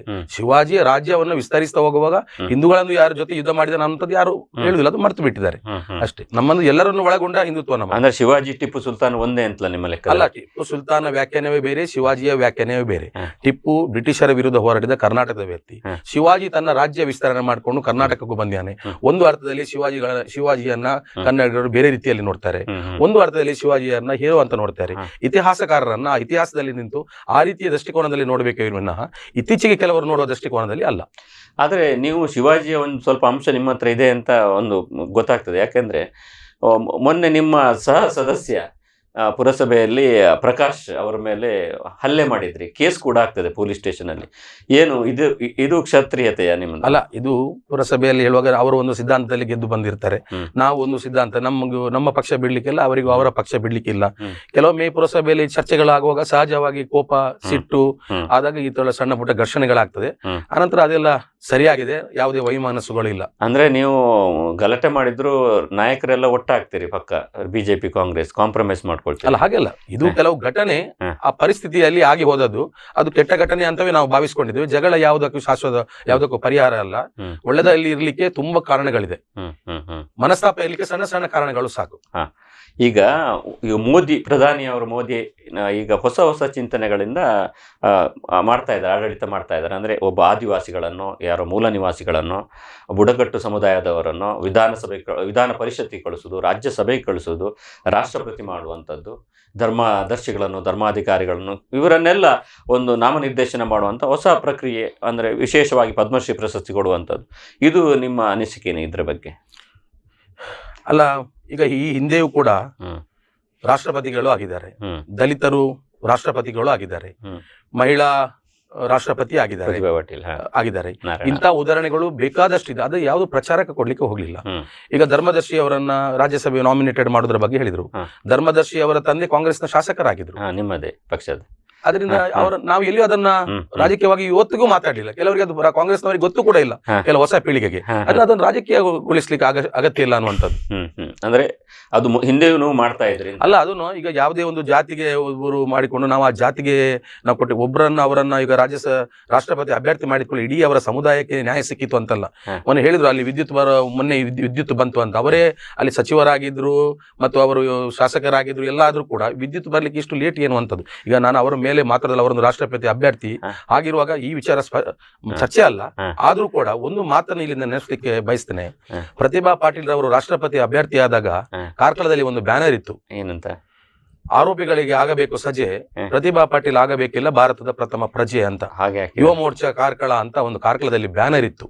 ಈಗ ಹೇಳ್ತಾರೆ ರಾಷ್ಟ್ರಪತಿ ಅಭ್ಯರ್ಥಿಗಳ ಬಗ್ಗೆ ಏನೋ ಮಾತಾಡಬಾರ್ದು, ಅದು ಅವರು ಪ್ರಶ್ನಾತೀತ ಈಗ ಹೇಳಿ. ಆದ್ರೆ ಈ ಮಾತನ್ನ ನಾನು ಈಗ ಕೆಲವರಿಗೆ ನೆನಪಿಸ್ಲಿಕ್ಕೆ ಬಯಸುದಷ್ಟೇ. ಅಂದ್ರೆ ಈಗ ಬಿಜೆಪಿ ಅಥವಾ ಅವರ ಪರಿವಾರದವರು ಯಾವುದನ್ನ ಮುಟ್ಟಬೇಕು, ಮಾತಾಡಬೇಕು, ಯಾವುದನ್ನ ಮಾತಾಡಬೇಕು, ಟಚ್ ಮಾಡಬೇಕು, ಅದನ್ನು ಅವರು ಸ್ಪಷ್ಟವಾಗಿ ಜನಸಾಮಾನ್ಯರ ಮೇಲೆ ಅಥವಾ ಕಾಂಗ್ರೆಸ್ ಕೂಡ ಸುಮ್ಮನೆ ಕೂತ್ಕೊಳ್ಳುವಾಗೆ ಮಾಡ್ತಾರೆ. ಅಂದರೆ ಅವರು IT ಸೆಲ್ ಅಷ್ಟು ಸ್ಟ್ರಾಂಗ್ ಆಗಿದೆ, ಅವರ ಮಾಧ್ಯಮ ಸೆಲ್ ಅಷ್ಟು ಸ್ಟ್ರಾಂಗ್ ಆಗಿದೆ ಅಂತ ಅರ್ಥನಾ? ಅಲ್ಲ, ಅವರ IT ಸೆಲ್ ಸ್ಟ್ರಾಂಗ್ ಆಗಿದೆ ಅಲ್ಲ, ಅವರ ಸುಳ್ಳುಗಳು ಅಷ್ಟು ಸ್ಟ್ರಾಂಗ್ ಆಗಿದೆ. ಅವರ ಸುಳ್ಳುಗಳೇ ಅವರಿಗೆ ಬಂಡವಾಳ. ನೀವು 100 ವಿಷಯಗಳನ್ನು ತೆಗಿರಿ, ಅದರಲ್ಲಿ ಎಷ್ಟು ಅಂಶ ಸತ್ಯ ಇದೆ, ಎಷ್ಟು ಅಂಶ ಸುಳ್ಳಿದೆ ಅನ್ನುವಂಥದ್ದು ಗೊತ್ತಾಗ್ತದೆ. ಈಗ ಫ್ಯಾಕ್ಟ್ ಚೆಕ್ ಅನ್ನುವಂಥದ್ದು ಹೊಸದು ಮಾಡುವ ಒಂದು ಅನಿವಾರ್ಯ ಸೃಷ್ಟಿಯಾಗಿದೆ. ಒಂದು ಸುದ್ದಿ ಬಂದ ಕೂಡಲೇ ಫ್ಯಾಕ್ಟ್ ಚೆಕ್ ಮಾಡಿ ಅದರಲ್ಲಿ ಸತ್ಯ ಯಾವುದು ಸುಳ್ಳು ಯಾವುದು ಅಂತ ತೋರಿಸುವ ಅನಿವಾರ್ಯತೆ ಆಗಿದೆ. ಅವರ ವಾಟ್ಸ್ಆಪ್ ಯೂನಿವರ್ಸಿಟಿಗಳು ಅಂದ್ರೆ ಇದೆ. ಸುಳ್ಳನ್ನ ಸತ್ಯವಾಗಿಸುವ ಒಂದು ಪ್ರಯತ್ನ, ಸುಳ್ಳಿಂದಲೇ ಜನರನ್ನ ಮೋಡಿ ಮಾಡುವಂತ ಒಂದು ಪ್ರಯತ್ನ. ಅಂದ್ರೆ ಈ ಬಾರಿ ನಿಮ್ಮ IT ಸೆಲ್ ಸ್ಟ್ರಾಂಗ್ ಆಗ್ತದೆ. IT ಸೆಲ್ ಸತ್ಯವನ್ನು ಹೇಳಲಿಕ್ಕೆ ಸ್ಟ್ರಾಂಗ್ ಆಗ್ಬೇಕಂತಿಲ್ಲ. IT ಸೆಲ್ ನಾವು ಸತ್ಯ ಹೇಳಲಿಕ್ಕೆ ನಮ್ಗೆ ಯಾರಿಗೂ ಅಂಜಿಕೆ ಕೂಡ ಇಲ್ಲ. ನಮ್ಮ IT ಸೆಲ್ ಸ್ಟ್ರಾಂಗ್ ಇದೆ. IT ಸೆಲ್ ಅಲ್ಲಿ ಸತ್ಯ ಹೇಳ್ತಾ ಇದೀವಿ. ಕೆಲವರಿಗೆ ಅದು ಆಗುದಿಲ್ಲ, ಇದು ಸುಳ್ಳುಗೆ ವಿಜೃಂಭಿಸ್ತಾ ಇದೆ ಅಷ್ಟೇ. ಅಂದ್ರೆ ಈಗ ಮುಂದಿನ ಸಾರಿ ಈಗ ಯಾರು ನಿಮ್ಮಲ್ಲಿ ಮುಖ್ಯಮಂತ್ರಿ ಅಭ್ಯರ್ಥಿ, ಅಥವಾ ನಿಮ್ಮ ಕಾಂಗ್ರೆಸ್ ಎಷ್ಟು ಸೀಟು ಬರ್ತದೆ ಅಂತ ನಿಮಗೆ ಐಡಿಯಾ ಇದೆ? ಪಕ್ಷದ ಹಿರಿಯರಿಗೆ ಸಂಬಂಧಪಟ್ಟ ವಿಚಾರ. ನಾನೊಬ್ಬ ಕಾರ್ಯಕರ್ತನಾಗಿ ಆ ವಿಚಾರಗಳನ್ನ ಚರ್ಚೆ ಮಾಡ್ಲಿಕ್ಕೆ ನಾನು ಹೋಗುದಿಲ್ಲ. ಆದ್ರೆ ಪಕ್ಷ ಬಹುಮತಕ್ಕಂದು ಖಂಡಿತ ನಿಶ್ಚಿತವಾಗಿ ಬರ್ತದೆ ಮತ್ತು ಪಕ್ಷದ ನಾಯಕರು ಯಾರು ಮುಖ್ಯಮಂತ್ರಿ ಆಗ್ಬೇಕು ಅನ್ನುವಂಥ ನಿರ್ಧಾರವನ್ನು ಅವರು ಮಾಡ್ತಾರೆ. ನೀವು ಸಿದ್ದರಾಮೋತ್ಸವಕ್ಕೆ ಹೋಗ್ತೀರಾ? ಅಯ್ಯೋ, ನಮ್ಮ ಪಕ್ಷದ ನಾಯಕರವರು ನಾವು ಹೋಗ್ಲೇಬೇಕು. ಅಂದ್ರೆ ಒಬ್ಬ ಮುಖ್ಯಮಂತ್ರಿ ಅವ್ರ ಹಿಂದೆ ಒಮ್ಮೆ ಅಹಿಂದ ಅಂತ ಮಾಡಿದ್ರು, ಮತ್ತೆ ಅವರ ಸೋಷಿಯಲ್ ಮೀಡಿಯಾದಲ್ಲಿ ಎಲ್ಲ ಸಿದ್ದರಾಮಯ್ಯ 2023 ಈ ರೀತಿಯಾಗೆಲ್ಲ ಹಾಕ್ತಾ ಇದ್ದಾರೆ. ಅಂದ್ರೆ ಇದು ಅವರನ್ನು ಮುಖ್ಯಮಂತ್ರಿಯಾಗಿ ಹೈಲೈಟ್ ಮಾಡುವಂತ ಒಂದು ಒಬ್ರು ಅಭಿಮಾನಿಗಳು ಬಯಸುವುದು ಸಹಜ, ಅದರಲ್ಲಿ ಎರಡು ಮಾತಿಲ್ಲ. DK ಶಿವಕುಮಾರ್ ಅವರನ್ನು ಬಯಸ್ತಾರೆ ಅಭಿಮಾನಿಗಳು. ಈಗ ಅನೇಕ ಜನರನ್ನು ಅಭಿಮಾನಿಗಳು ಬಯಸುವುದ್ರಲ್ಲಿ ತಪ್ಪಿಲ್ಲ. ಆದ್ರೆ ಕೊನೆಗೆ ನಿರ್ಧಾರ ಮಾಡುದು ಅದು ಪಕ್ಷದ ನಿರ್ಧಾರವೇ ನಮ್ಮಲ್ಲಿ ಅಂತಿಮ. ಈಗ ಕರಾವಳಿಯಲ್ಲಿ ಕಾಂಗ್ರೆಸ್ನ ಹೇಗಿದೆ ಈಗಿನ ಪರಿಸ್ಥಿತಿಯಲ್ಲಿ, ಎಷ್ಟು ನೀವು ಸೀಟ್ಗಳನ್ನು ಹೊಡಿಬಹುದು ಒಂದು ಅಂದಾಜು? ಈಗ ಅಲ್ಲ, ನಮಗೆ ಕರಾವಳಿಯಲ್ಲಿ ಹೆಚ್ಚಿನ ಸೀಟು ಹಿಂದೆ ಸಿದ್ದರಾಮಯ್ಯರವರು ಮುಖ್ಯಮಂತ್ರಿ ಆಗಿದ್ದಾಗ ಎಷ್ಟು ಸೀಟ್ಗಳನ್ನು ನಾವು ಪಡ್ಕೊಂಡಿದ್ದೆವು ಅಷ್ಟು ಸೀಟ್ಗಳು ಬರ್ತದೆ ಅನ್ನುವಂಥ ನಮಗೆ ನಿರೀಕ್ಷೆ ಇದೆ. ಯಾಕೆಂದ್ರೆ ಹಿಂದುಳಿದ ವರ್ಗದ ಜನ ಮತ್ತು ತಳ ಸಮುದಾಯದವರು ಬಿಜೆಪಿ ಸರ್ಕಾರದ ಆಡಳಿತದಿಂದ ಭ್ರಮ ನಿರಸನರಾಗಿದ್ದಾರೆ ಅನ್ನುವಂಥದ್ದಂತೂ ಒಂದು ಸ್ಪಷ್ಟ. ಒಂದು ಉದಾಹರಣೆ ಯಾವುದು ಹಿಂದುತ್ವ ವಿಷಯವೇ ಇರಬಹುದು. ಈಗ ಗೋಹತ್ಯೆ ನಿಷೇಧ ಬಗ್ಗೆ ಈಗ ಈ ದೇಶದಿಂದ ಭಾರತ ವಿಶ್ವದಲ್ಲಿ ನಂಬರ್ 1 ಸ್ಥಾನ ಗೋಮಾಂಸ ರಫ್ತಿನಲ್ಲಿ. ಇಲ್ಲಿ ಗೋಹತ್ಯೆ ವಿಷಯ ಬೆಳಗ್ಗೆ ಕೊಲೆಗಳಾಗ್ತದೆ, ಎಲ್ಲವೂ ಆಗ್ತದೆ. ಯಾಕೆ ಗೋಮಾಂಸವನ್ನ ಈ ದೇಶದಲ್ಲಿ ರಫ್ತನ್ನು ನಿಲ್ಲಿಸಬಾರದು? ಅಲ್ಲ, ಅದು ಒಂದು ಪ್ರಶ್ನೆ. ಕಾನೂನು ಪ್ರಕಾರ ಮಾಡ್ಬೇಕಲ್ಲ, ನಾವು ಸುಗ್ರೀವಾಜ್ಞೆ ತಂದು ಏನೇನೋ ಮಾಡ್ತೀವಿ, ಯಾಕೆ ಇವ್ರು ಮಾಡುದಿಲ್ಲ ಅಂತ. ಗೋಮಾಂಸ ನಿಷೇಧ ಆಗ್ಬೇಕಾದ್ರೆ, ಗೋ ಹತ್ಯೆ ನಿಷೇಧ ಆಗ್ಬೇಕಾದ್ರೆ ಈ ದೇಶ ವಿದೇಶಗಳಿಗೆ ಗೋಮಾಂಸ ರಫ್ತು ಮಾಡುವುದನ್ನ ಮೊದಲು ನಿಲ್ಲಿಸಬೇಕು. ನಿಮ್ಮದು ವಿರೋಧ ಉಂಟಾ ಈಗ ಇಲ್ಲಿ ಗೋಮಾಂಸ ಮಾರಾಟ? ನಾನು ಸರ್ಕಾರದ ಕಾನೂನು ಏನಿದೆ ಅದು ಯಾವುದೇ ಪಕ್ಷ ಮಾಡಿರ್ಲಿ, ಸರ್ಕಾರ ಕಾನೂನು ಏನ್ ಹೇಳ್ತದೆ ಅದಕ್ಕೆ ನಾನು ಬದ್ಧ. ನಾನು ಕಾನೂನು ವಿರುದ್ಧವಾದ ಹೇಳಿಕೆಯನ್ನು ಕೊಡುದಿಲ್ಲ, ಇದನ್ನು ಕೊಡುದಿಲ್ಲ, ಒಂದು ಧರ್ಮದ ವಿರುದ್ಧವಾಗಿ ಕೊಡುದಿಲ್ಲ, ಒಂದು ಧರ್ಮದ ಪರವಾಗಿ ಕೊಡುದಿಲ್ಲ. ನನ್ನ ವಿಷಯ ಇಷ್ಟೇ, ಗೋಮಾಂಸ ವಿದೇಶಕ್ಕೆ ರಫ್ತಾಗುವುದನ್ನ ಸರ್ಕಾರ ನಿಲ್ಲಿಸ್ಲಿ, ಆಗ ಇಡೀ ಗೋಮಾಂಸದ ಸಮಸ್ಯೆ ಪರಿಹಾರ ಆಗ್ತದೆ. ನೀವು ಗೋವಿನ ಬಗ್ಗೆ ನಿಮ್ಮ ಅಭಿಪ್ರಾಯ ಏನು? ಅಲ್ಲ, ನಾನು ಒಬ್ಬ ಮೂಲ ಕುಟುಂಬ ಕೃಷಿಕ. ನಮ್ದು ನಾವು ಕೃಷಿಯಲ್ಲೇ ಬೆಳೆದವರು. ಕೃಷಿ ಅಂತ ಹೇಳಿದ ಕೂಡಲೇ ದನ, ಎತ್ತು, ಕೋಣ ಇದೆಲ್ಲವೂ ಸಹಜವಾಗಿ, ಅದರ ಜೊತೆಯಾಗಿ ಗೋವನ್ನು ಪೂಜಿಸಿಕೊಂಡು ನಾವು ಬಂದವರು. ಅದರ ಗೋವಿನ ಬಗ್ಗೆ ನಮಗೆ ವಿಶೇಷವಾದ ಒಂದು ಒಲವಿದೆ ಕೃಷಿಕ ಸಂಪ್ರದಾಯದಿಂದ. ಹಾಗಾದ್ರೆ ನಿಮ್ಮ ಈ ಭಾಗದಲ್ಲಿ ಈಗ ಚುನಾವಣೆಯನ್ನ ಮಾಡಿದ್ರೆ ಕಳೆದ ಬಾರಿ ಎಷ್ಟು ಅಂದ್ರೆ ಸಿದ್ದರಾಮಯ್ಯ ಮುಖ್ಯಮಂತ್ರಿ ಆಗಿದ್ದಾಗ ಆ ಸಂದರ್ಭದಲ್ಲಿ ಎಷ್ಟು ಬಂದು ಅಂತ ನಿಮ್ಗೆ ಸಿಗ್ತದೆ ಅಂತ ಹೇಳಿದ್ರೆ, ಆದ್ರೆ ನಿಮ್ಮ ನಾಯಕರುಗಳು ಯಾರು ಇಲ್ಲಿ ಸಕ್ರಿಯರಾಗಿರುವಾಗೆ ಕಾಣುದಿಲ್ಲ. ನಿಮ್ಮ ಅಂದ್ರೆ ಯಾರೇ ಮುಂದಿನ ನಾಯಕ ಯಾರೇ ಎಂಬುದೇ ನಿಮ್ಗೆ ಗೊತ್ತಿಲ್ಲ. ಪ್ರತಿ ಕ್ಷೇತ್ರದಲ್ಲೂ ಪ್ರತಿಯೊಬ್ಬ ನಾಯಕರು ಸಕ್ರಿಯವಾಗಿ ಕೆಲಸ ಮಾಡ್ತಿದ್ದಾರೆ. ಕೋವಿಡ್ ಸಂದರ್ಭದಲ್ಲೂ ಅವರು ಜನರ ಮಧ್ಯೆ ಇದ್ರು. ಈಗ ನೆರೆ ಬಂದಾಗಲೂ ಕೂಡ ಜನರ ಮಧ್ಯೆ ಇದ್ದಾರೆ. ಜನರಿಗೆ ಏನು ಸಮಸ್ಯೆ ಬಂದಿದೆ ಈ ಕರಾವಳಿ ಭಾಗದ ಎಲ್ಲಾ ಕಾಂಗ್ರೆಸ್ ನಾಯಕರು ಜನಸಾಮಾನ್ಯರ ಹೋರಾಟದ ಜೊತೆಯಲ್ಲಿ ಇದ್ದಾರೆ ಅನ್ನುವಂಥದ್ದನ್ನು ಸ್ಪಷ್ಟ. ಅಂದ್ರೆ ಮುಂದಿನ ಎಲೆಕ್ಷನ್ ಅಲ್ಲಿ ನೀವೆಲ್ಲ ಒಗ್ಗಟ್ಟಾಗಿ ಕೆಲಸ ಮಾಡ್ತೀರಿ? ಖಂಡಿತವಾಗಿಯೂ. ಪಕ್ಷ ಹೇಳಿದ ಕೂಡಲೇ ಒಂದು ಒಗ್ಗಟ್ಟು, ನಾವು ಎಲ್ಲರೂ ಒಗ್ಗಟ್ಟಿಂದ ಕೆಲಸ ಮಾಡ್ತೇವೆ. ಅಂದ್ರೆ ಈಗ ಪ್ರತಿ ಸಾರಿಯೂ ನೀವು SDPI ಅಥವಾ ಇದು ನಿಮ್ಮ ಮತಗಳನ್ನ ಬಾಚಿಸ್ತದೆ ಹೆಚ್ಚಾಗಿ, ಇದರಿಂದಾಗಿ ನಿಮ್ಗೆ ಹಿನ್ನಡೆ ಆಗ್ತದೆ. ಹಾಗೆ ಈ ಸರಿ ಏನಾದರೂ ಕಾಂಪ್ರಮೈಸ್ ಇಲ್ಲಿ? ಅಲ್ಲ, ನಮ್ಗೆ ಯಾರು ಕಾಂಪ್ರಮೈಸ್ ಮಾಡುವ ಅಗತ್ಯತೆ ಇಲ್ಲ. ಸಣ್ಣ ಸಣ್ಣ ಕೆಲವು ಪ್ರಾದೇಶಿಕ ಪಕ್ಷಗಳು ಚುನಾವಣೆಗೆ ನಿಲ್ಲುವುದು ಸಹಜ, ಯಾರು ಅದನ್ನು ತಡಿಲಿಕ್ಕೆ ಆಗುದಿಲ್ಲ. ಮತಗಳು ಸ್ವಲ್ಪ ವಿಭಜನೆಗಳು ಆಗ್ಬಹುದು, ಅದು ದೊಡ್ಡ ಪರಿಣಾಮ ಬೀರುವುದಿಲ್ಲ ಅನ್ನುವಂಥದ್ದು ನನ್ನ ಅಭಿಪ್ರಾಯ. ಈಗ ಇಲ್ಲೆಲ್ಲ ಪ್ರತಿ ಬಾರಿಯೂ ಒಂದು ದೊಡ್ಡ ಗಲಾಟೆ ಆಗುವಂಥದ್ದು, ಮೊನ್ನೆ ಹಿಜಾಬ್ ವಿಷಯ ಇರ್ಬೋದು, ಹಿಜಾಬ್ ವಿಷಯಕ್ಕೆ ದೊಡ್ಡ ಗಲಾಟೆ ಆಯಿತು. ನಿಮ್ಮ ಒಪಿನಿಯನ್ ಎಂತ? ಅಲ್ಲ, ಅದೊಂದು ಧಾರ್ಮಿಕ, ಒಂದು ರೀತಿಯಲ್ಲಿ ಕೋರ್ಟು ಒಂದು ತರ ಹೇಳ್ತದೆ, ಧಾರ್ಮಿಕ ಅಭಿಪ್ರಾಯಗಳ ಬೇರೆ ಇದೆ. ತ್ರಿಬಲಿ ತಲಾಕ್ ಬಗ್ಗೆ ಒಂದು ಕಾನೂನು ಬಂದಾಗ ಬಿಜೆಪಿಯವರು ಬಸ್ ಸ್ಟ್ಯಾಂಡ್ ನಲ್ಲಿ ಬಾವುಟ ಹಿಡ್ಕೊಂಡು ವಿಜಯೋತ್ಸವ ಆಚರಿಸ್ತಾರೆ. ಅದೇ ಹಿಜಾಬ್ ಹಾಕೊಂಡು ಬಂದಾಗ ಅದನ್ನು ವಿರೋಧಿಸ್ತಾ ಇದ್ದಾರೆ. ಬಟ್ಟೆ ಹಾಕದವರ ಬಗ್ಗೆ ವಿರೋಧಿಸಬೇಕು, ಬಟ್ಟೆ ಹಾಕುವವರನ್ನ ಸಪೋರ್ಟ್ ಮಾಡಬೇಕು ಅನ್ನುವಂಥದ್ದೇ ಹಿಜಾಬ್ಗೆ ಬೆಂಬಲ. ಮಕ್ಕಳು, ನಾನು ಹೇಳ್ತೇನೆ ಕೇಳಿ, ಒಬ್ಬರ ಧಾರ್ಮಿಕ ನಂಬಿಕೆ. ಮತ್ತೆ ಮಕ್ಕಳು ಶಾಲೆಯಿಂದ ಹೊರಗೆ ಉಳಿಬಾರದು ಅಂತ ಅನೇಕ ಕಾನೂನುಗಳನ್ನ ಸರ್ಕಾರ ತರ್ತದೆ. ಯಾವುದೇ ರೀತಿಯಲ್ಲಿ ಮಕ್ಕಳು ಶಾಲೆಗೆ ಸೇರ್ಬೇಕು ಹೇಳಿ. ಆದ್ರೆ ಈ ಘಟನೆಗಳಿಂದಾಗಿ ಮಕ್ಕಳು ಶಾಲೆಯಿಂದ ಕೆಲವು ದೂರ ಇರುವ ಪರಿಸ್ಥಿತಿ ನಿರ್ಮಾಣ ಆಗಿದೆ. ಅವರು ಅದನ್ನು ನಂಬಿಕೊಂಡಿದ್ದಾರೆ, ಅವರಿಗೆ ಹಾಕ್ಲಿಕ್ಕೆ ಅವಕಾಶ ಕೊಡಿ. ನಿಮ್ಮ ಹಿಂದೆ ಸಚಿವರಾಗಿದ್ದವರು ಈಟಿಕಾದರೆ ಹೇಳ್ತಾರೆ, ನೀವು ಮೊದಲು ಶಾಲೆಗೆ ಹೋಗಿ ಹಿಜಾಬಿನ ಬಗ್ಗೆ ಆಮೇಲೆ ಆಲೋಚನೆ ಮಾಡಿದ್ದಾರೆ. ಅವರು ಹೇಳಿದ್ದು, ಅವರು ಯಾಕೆ ಹೇಳಿದ್ರೆ ಶಿಕ್ಷಣ ವಂಚಿತರಾಗಬಾರ್ದು. ನಿಮ್ಗೆ ಯಾಕೆ ಹೇಳಲಿಕ್ಕೆ ಆಗುದಿಲ್ಲ? ಶಿಕ್ಷಣ ವಂಚಿತರಾಗಬಾರ್ದು. ನಾನು ಹೇಳಿದ್ದು ಅವರ ಸ್ವಾತಂತ್ರ್ಯಕ್ಕೆ ನಾವು ತೊಂದರೆ ಆಗದ ರೀತಿಯಲ್ಲಿ. ಈಗ ಹಿಜಾಬ್ ಹಾಕಿದ್ಕೊಂಡು ಯಾರಿಗೆ ಏನ್ ತೊಂದರೆ ಆಯ್ತು ಅಂತ ಮೊದಲು ಹೇಳಿ. ಈಗ ಕೆಲವು ಸಂಘಟನೆಗಳು ಹೋರಾಟ ಮಾಡಿದ್ರು, ಕೂಗಿದ್ರು, ಬೊಬ್ಬೆ ಹಾಕಿದ್ರು, ಎಲ್ಲವೂ ಆಯ್ತು. ಅಲ್ಲಿಂದ ಬೆಳವಣಿಗೆಗಳು ಬೇರೆ ಬೇರೆ ಬೇರೆ ಬೇರೆ. ಅಲ್ಲ, ಯೂನಿಫಾರ್ಮ್ ವಿಷಯವೇ ಬೇರೆ. ಈಗ ನಾವು ನಮ್ಮ ಶಾಲೆಯಲ್ಲಿ ಶಬರಿಮಲೆ ಮಾಲೆ ಹಾಕೊಂಡು ಬಂದವರು ಶಾಲ್ ಹಾಕೊಂಡು ಎಲ್ಲವೂ ಹಾಕೊಂಡು ಬರ್ತಿದ್ರು. ನಾವು ನಾಮ, ಮಾಲೆ, ಗೀಲೆ ಎಲ್ಲವೂ ಹಾಕೊಂಡು ಬರ್ತದೆ. ಅವರವರ ಸಣ್ಣ ಸಣ್ಣ ಧಾರ್ಮಿಕ ಸಂಕೇತಗಳು. ಅದರಿಂದ ನಮ್ಗೆ ಆಗುವ ನಷ್ಟ ಏನು ಅಂತ ನಾನು ಕೇಳುದು, ನಮ್ಮ ಸಮಾಜಕ್ಕೆ ಆಗುವ ನಷ್ಟ ಏನು? ಕಾಂಗ್ರೆಸ್ ಒಂದು ಸಂಸ್ಥೆಗೆ ಆಗುವ ನಷ್ಟ ಏನು? ಅಲ್ಲ, ನಿಮ್ಮದೇ ಕಾಂಗ್ರೆಸ್ ಇರುವಾಗಂತ ಇಂದಿರಾ ಗಾಂಧಿ ಅವರ ಒಂದು ದೃಷ್ಟಿಕೋನದಲ್ಲಿ ಯೂನಿಫಾರ್ಮ್ ಬರಲಿ ಅಂತ ಅವಾಗ ಮಾಡಿದ್ದು. ಹಾಗಾದ್ರೆ ಅದು ತಪ್ಪು ಅಂತ ನೀವು ಹೇಳ್ತೀರಿ? ಅಲ್ಲ, ಯೂನಿಫಾರ್ಮ್ ತಪ್ಪು ಅಂತ ನಾನು ಹೇಳಿಲ್ಲ. ಇನ್ನೊಂದು ಶಾಲೆಯ ಸಮವಸ್ತ್ರ ಇರಲಿ. ಒಂದು ಶಾಲೆಯ ಸಮವಸ್ತ್ರದ ಒಂದು ಭಾಗವಾದ ಶಾಲನ್ನೇ ಅವರು ಹಿಜಾಬ್ ತರ ಹಾಕ್ತಾವಾಗ ಯಾಕೆ ಅದಕ್ಕೆ ವಿರೋಧ ಅಂತ? ಅಷ್ಟು ದೊಡ್ಡ ವಿಚಾರ, ಇಷ್ಟು ದೊಡ್ಡ ವಿಚಾರ ಈ ಕರಾವಳಿಯಲ್ಲಿ ಆಗುವ ಒಂದು ಅಗತ್ಯತೆ ಇತ್ತ ಅನ್ನುವಂಥದ್ದು. ಅಲ್ಲ, ಆಗ ಹೇಳಿದ್ರೆ ಪ್ರತಿಯೊಂದು ಆಗ ಒಳಗೆ ಬರ್ತದೆ. ಪ್ರಾರ್ಥನೆ ಮಾಡಬೇಕು, ನಮಾಜ್ ಮಾಡಬೇಕು, ಎಲ್ಲ ಆ ರೀತಿಯಾಗಿ ಒಂದೊಂದೇ. ಸರ್, ಇದು ಜಾತ್ಯತೀತ ರಾಷ್ಟ್ರ. ಇಲ್ಲಿ ಎಲ್ಲದಕ್ಕೂ ಅವಕಾಶ ಇದೆ. ಹಾಗಂತ ನಾವು ಶಾರದಾ ಪೂಜೆ ಮಾಡ್ತೇವೆ. ನಾವು ಶಾಲೆಯಲ್ಲಿ ನಾವು ಸಣ್ಣದಿಂದಲೂ ಶಾರದಾ ಪೂಜೆ ಮಾಡ್ಕೊಂಡು ಬಂದಿದ್ದೇವೆ. ಹಾಗಂತ ಮುಸಲ್ಮಾನರಾಗ್ಲಿ ಕ್ರಿಶ್ಚಿಯನರಾಗ್ಲಿ ನಮ್ಮದ ಧಾರ್ಮಿಕ ಆಚರಣೆ ಮಾಡಬೇಕು ಅಂತ ಅವ್ರು ಎಲ್ಲಿಯಾದ್ರೂ ಒತ್ತಾಯ ಮಾಡಿದಾರ? ಅವ್ರು ಎಲ್ಲೂ ಒತ್ತಾಯ ಮಾಡ್ಲಿಲ್ಲ. ನಮ್ಮ ಶಾಲೆಗಳಲ್ಲಿ ಗಣೇಶೋತ್ಸವ ಮಾಡುದಿಲ್ವಾ? ನಾನು ಕಾಲೇಜಲ್ಲಿ ಇರುವಾಗ ನಾವು ಗಣೇಶೋತ್ಸವ ಮಾಡಿದ್ದೇವೆ, ಶಾಲೆಗಳಲ್ಲಿ ಶಾರದೋತ್ಸವ ಮಾಡಿದ್ದೇವೆ. ಯಾರಾದ್ರೂ ಒತ್ತಾಯ ಮಾಡಿ ನೀವು ಮಾಡಬಾರ್ದು ಮಾಡಿದ್ದೇವೆ? ಇಲ್ಲ. ಇದು ಸ್ವಾತಂತ್ರ್ಯ. ಈಗ ಸರ್ಕಾರಿ ಕಚೇರಿಗಳಲ್ಲಿ ಆಚರಣೆಯ ಬಗ್ಗೆ ಏನು ಸರ್ಕಾರದ ಸ್ಪಷ್ಟತೆ ಏನಿದೆ ಹೇಳಿ? ಅದು ಹಾಗೆ. ಅದರಿಂದ ನಾವು ಜಾತ್ಯತೀತ ರಾಷ್ಟ್ರ ಆದಾಗ ಸಂವಿಧಾನ ನಮ್ಗೊಂದು ಹಕ್ಕುಗಳು, ನಮ್ಗೆ ಅಧಿಕಾರಗಳು ಏನು ಕೊಟ್ಟಿರ್ತದೆ, ನಾವು ಅದನ್ನು ಪಾಲಿಸ್ಕೊಂಡು ಬರ್ಬೇಕು. ಈ ಸಣ್ಣ ವಿಚಾರಗಳನ್ನ ಇಟ್ಕೊಂಡು ಗೊಂದಲ ಮಾಡೋದಕ್ಕೆ ನನ್ನ ಆಕ್ಷೇಪ. ಈ ಸಣ್ಣ ಗೊಂದಲದಿಂದಾಗಿ ಎಷ್ಟು ದೊಡ್ಡ ಸಮಾಜದಲ್ಲಿ ಅಶಾಂತಿಗೆ ಕಾರಣ ಆಯ್ತು. ಜಾತ್ಯತೀತ ಎನ್ನುವ ಶಬ್ದ ಇರಲಿಲ್ಲ. ಸೆಕ್ಯುಲರ್ ಶಬ್ದವನ್ನ ತಿದ್ದುಪಡಿ ಮಾಡಿ, ಸಂವಿಧಾನಕ್ಕೆ ತಿದ್ದುಪಡಿ ಮಾಡಿ ಆ ಶಬ್ದವನ್ನ ಸೇರಿಸಿದ್ದು. ಹಾಗೆ ಈಗ ಅದರ ಶಬ್ದವನ್ನ ಮುಂದೆ ಇವರು ತೆಗಿಲಬಹುದು ಅಂತ. ಜಾತ್ಯತೀತ ರಾಷ್ಟ್ರ ನಾವು ಒಪ್ಪಿಕೊಂಡದ್ದು, ನಾವು ಜಾತ್ಯತೀತ ರಾಷ್ಟ್ರ, ನಾವು ಜಾತ್ಯತೀತರು. ನಮ್ಗೆ ಇಲ್ಲಿ ಅನೇಕ ಧರ್ಮಗಳು, ಬೇರೆ ಬೇರೆಯ ಸಂಸ್ಕೃತಿ, ಆಚಾರ ವಿಚಾರಗಳಿದೆ. ನಾವೆಲ್ಲರೂ ಜೊತೆಯಾಗಿ ನಡೆದಾಗ ಮಾತ್ರ ಅದು ಭಾರತವಾಗಿ ಉಳಿತದೆ ಅನ್ನುವಂಥದ್ದು ನನ್ನ ಅಭಿಪ್ರಾಯ. ಈಗ ಒಂದು ವ್ಯತ್ಯಾಸಗಳ ಬಗ್ಗೆ 2 ವಾಕ್ಯದಲ್ಲಿ ಹೇಳುವಂಥದ್ದು. ಈಗ PFI ಮತ್ತು RSS ಬಗ್ಗೆ ಇದರಲ್ಲಿ ಯಾವ್ದು ಬೆಟರ್, ಹೇಗೆ ಅಂತ ನಿಮ್ಮ? ನನ್ಗೆ ಯಾವುದು ಬೆಟರ್ ಇಲ್ಲ. ವಿಶ್ಲೇಷಣೆ ಇಲ್ಲ, ನಾನು ಅವ್ರ ಬಗ್ಗೆ ನಾನು ವಿಶ್ಲೇಷಣೆ ಕೊಡ್ಲಿಕ್ಕೆ ಬಯಸುವುದಿಲ್ಲ. ಎಲ್ಲ ಭಯ ಏನು? ನಂಗೆ ಯಾಕೆ ಭಯ? ಮೂಲಭೂತವಾದ ಇಲ್ಲ, ನನ್ಗೆ ಯಾರ ಭಯವೂ ಇಲ್ಲ. ನಾವು ಸತ್ಯ ಮಾತಾಡ್ಲಿಕ್ಕೆ ನಮ್ಗೆ ಯಾರ ಭಯ ಇಲ್ಲ. ಈಗ JDS ಮತ್ತು SDPI ಇದರಲ್ಲಿ ಯಾವುದು ಬೆಳಿಬಹುದು ಪಕ್ಷ? ಅಥವಾ ನಾನು ಅವರ ಬಗ್ಗೆ ನಾನು ಕ್ಲಾರಿಫಿಕೇಶನ್ ಕೊಡ್ಲಿಕ್ಕೆ ಹೋಗುದಿಲ್ಲ. ಅದು JDS ಕಾಂಗ್ರೆಸ್ ನ ಜೊತೆ ಸೇರ್ಕೊಂಡು ಚುನಾವಣೆ ಸ್ಪರ್ಧೆ ಮಾಡಿದೆ. ಆನಂತರದ ದಿನಗಳಲ್ಲಿ ಏನು ಬೆಳವಣಿಗೆಗಳಾಯ್ತು ಮತ್ತೆ ಅವರು ಮಾತಾಡೋ ವರ್ತನೆ, ನನ್ನ ವೈಯಕ್ತಿಕ ಅಭಿಪ್ರಾಯ JDS ನೊಂದಿಗೆ ಹೊಂದಾಣಿಕೆ ಮಾಡಬಾರದು.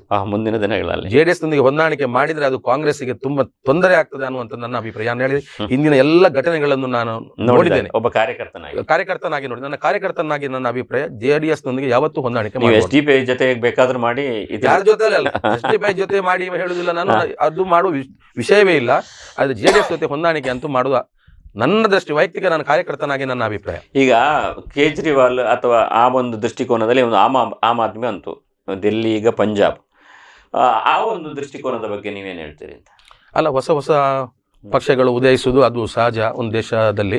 ಅದರಿಂದ ಅವರವರ ಹೊಸ ರೀತಿಯ ಆಲೋಚನೆಗಳೇ ಇಟ್ಕೊಂಡು ಅವ್ರು ಕೆಲಸ ಮಾಡ್ತಾರೆ. ನಾವು ಏನು ಮಾಡ್ಲಿಕ್ಕೆ ಆಗುದಿಲ್ಲ. ಈಗ ಆದ್ರೆ ಅವರು ಕಾಂಗ್ರೆಸ್ ಅನ್ನೇ ತಿಂತಾ ಇದ್ದಾರೆ. ಅಲ್ಲ, ಕೆಲವು ಕಡೆ ಹಾಗೆ ಕಾಣ್ಬೋದು. ಎಲ್ಲರೂ ಜಾತ್ಯತೀತ ಪಕ್ಷ ಅಂತ ಹೇಳಿದಾಗ ಜಾತ್ಯತೀತ ಮತಗಳು ಒಡೆದು ಹೋಗ್ತದೆ, ಅದು ಸಹಜವಾಗಿ. ಈಗ ಒಂದು ಉಪೇಂದ್ರ ಅವರದ್ದು ಪ್ರಜಾಕೀಯ ಬಂದಿದೆ, ಇದು ಹೇಗೆ? ಅವರ ಆಲೋಚನೆಗಳೇ ಬೇರೆ ಇದೆ. ನಾವು ಈ ತರ ಬೆಳೆದ್ರೆ ನಾವು ಈ ತರ ಬೆಳಿತೇವೆ, ಅವರ ಆಲೋಚನೆಗಳೇ ಬೇರೆ ಇದೆ, ನಮ್ಮ ಆಲೋಚನೆಗಳೇ ಬೇರೆ. ಈಗ ನಿಮ್ಮ ಒಂದೊಂದು ಪ್ರಶ್ನೆ ಕೇಳ್ತೇನೆ, ಒಂದೊಂದು ವಾಕ್ಯದಲ್ಲಿ ಉತ್ತರಿಸುವಂತದ್ದು. ಮಹಾತ್ಮ ಗಾಂಧೀಜಿ ಅವ್ರ ಬಗ್ಗೆ ನಿಮ್ಮ ಅಭಿಪ್ರಾಯ? ಮಹಾತ್ಮ ಗಾಂಧೀಜಿ ಅವರ ಬದುಕೆ ಒಂದು ನಮ್ಗೆಲ್ರಿಗೂ ಪಾಠ. ಸದಾನಂದ ಕಾಮತ್ ಅವರು ಕಾರ್ಕಳದಲ್ಲಿ ಒಂದು ಪ್ರಶ್ನಾತೀತ ನಾಯಕರಾಗಿದ್ರು. ಗೋಪಾಲ್ ಭಂಡಾರಿ ಯುವ ಜನತೆಗೆ ಮತ್ತು ಒಬ್ಬ ರಾಜಕಾರಣಿಗೆ ಆದರ್ಶ ವ್ಯಕ್ತಿ. ವೀರಪ್ಪ ಮೊಯ್ಲಿ ಅವರು ಒಬ್ಬ ಶ್ರೇಷ್ಠ ಸಾಹಿತಿ, ರಾಜಕಾರಣಿ ಮತ್ತೆ ವಿಶೇಷವಾದ ಕಾನೂನುಗಳನ್ನು ಜಾರಿಗೆ ತಂದ ಕ್ರಾಂತಿಕಾರಿ. ಪ್ರಧಾನಿ ನರೇಂದ್ರ ಮೋದಿ ಅವರ ಬಗ್ಗೆ ನಾನು ಒಬ್ಬ ಪ್ರಧಾನಿ ಅವರ ಬಗ್ಗೆ ಏನು ಟೀಕೆ ಮಾಡ್ಲಿಕ್ಕೆ ನಾನು ಹೋಗುದಿಲ್ಲ. ಅದು ಮನಸ್ಸಿದೆ, ಅಲ್ಲ, ಮನಸ್ಸು ತುಂಬಾ ಇದೆ. ತಪ್ಪು ಮಾಡಿದಾಗ ನಮ್ಗೆ ಅದು ತಪ್ಪು ಅಂತ ಕಂಡಾಗ ಟೀಕೆ ಮಾಡ್ಲಿಕ್ಕೆ ತುಂಬಾ ಮನಸ್ಸಿದೆ. ಆದ್ರೆ ಕಾರ್ಯಕರ್ತರ ಮನಸ್ಸು ಗೆದ್ದಿರುವ ಒಬ್ಬ ವ್ಯಕ್ತಿ. ಮುನಿಯಾಲು ಉದಯಕುಮಾರ್ ಶೆಟ್ಟಿ ಅವರು ನಮ್ಮ ಪಕ್ಷದ ಒಬ್ಬ ಸಕ್ರಿಯರು, ನಮ್ಮ ಪಕ್ಷದ ಒಬ್ಬ ವ್ಯಕ್ತಿ ಕೂಡ, ನಾಯಕರು ಕೂಡ. ಮಂಜುನಾಥ್ ಪೂಜಾರಿ ಹೆಬ್ರಿ ಮುದ್ರಾಡಿ ಅವರು ಒಬ್ಬ ಒಳ್ಳೆ ಸಂಘಟನಾಗಾರ.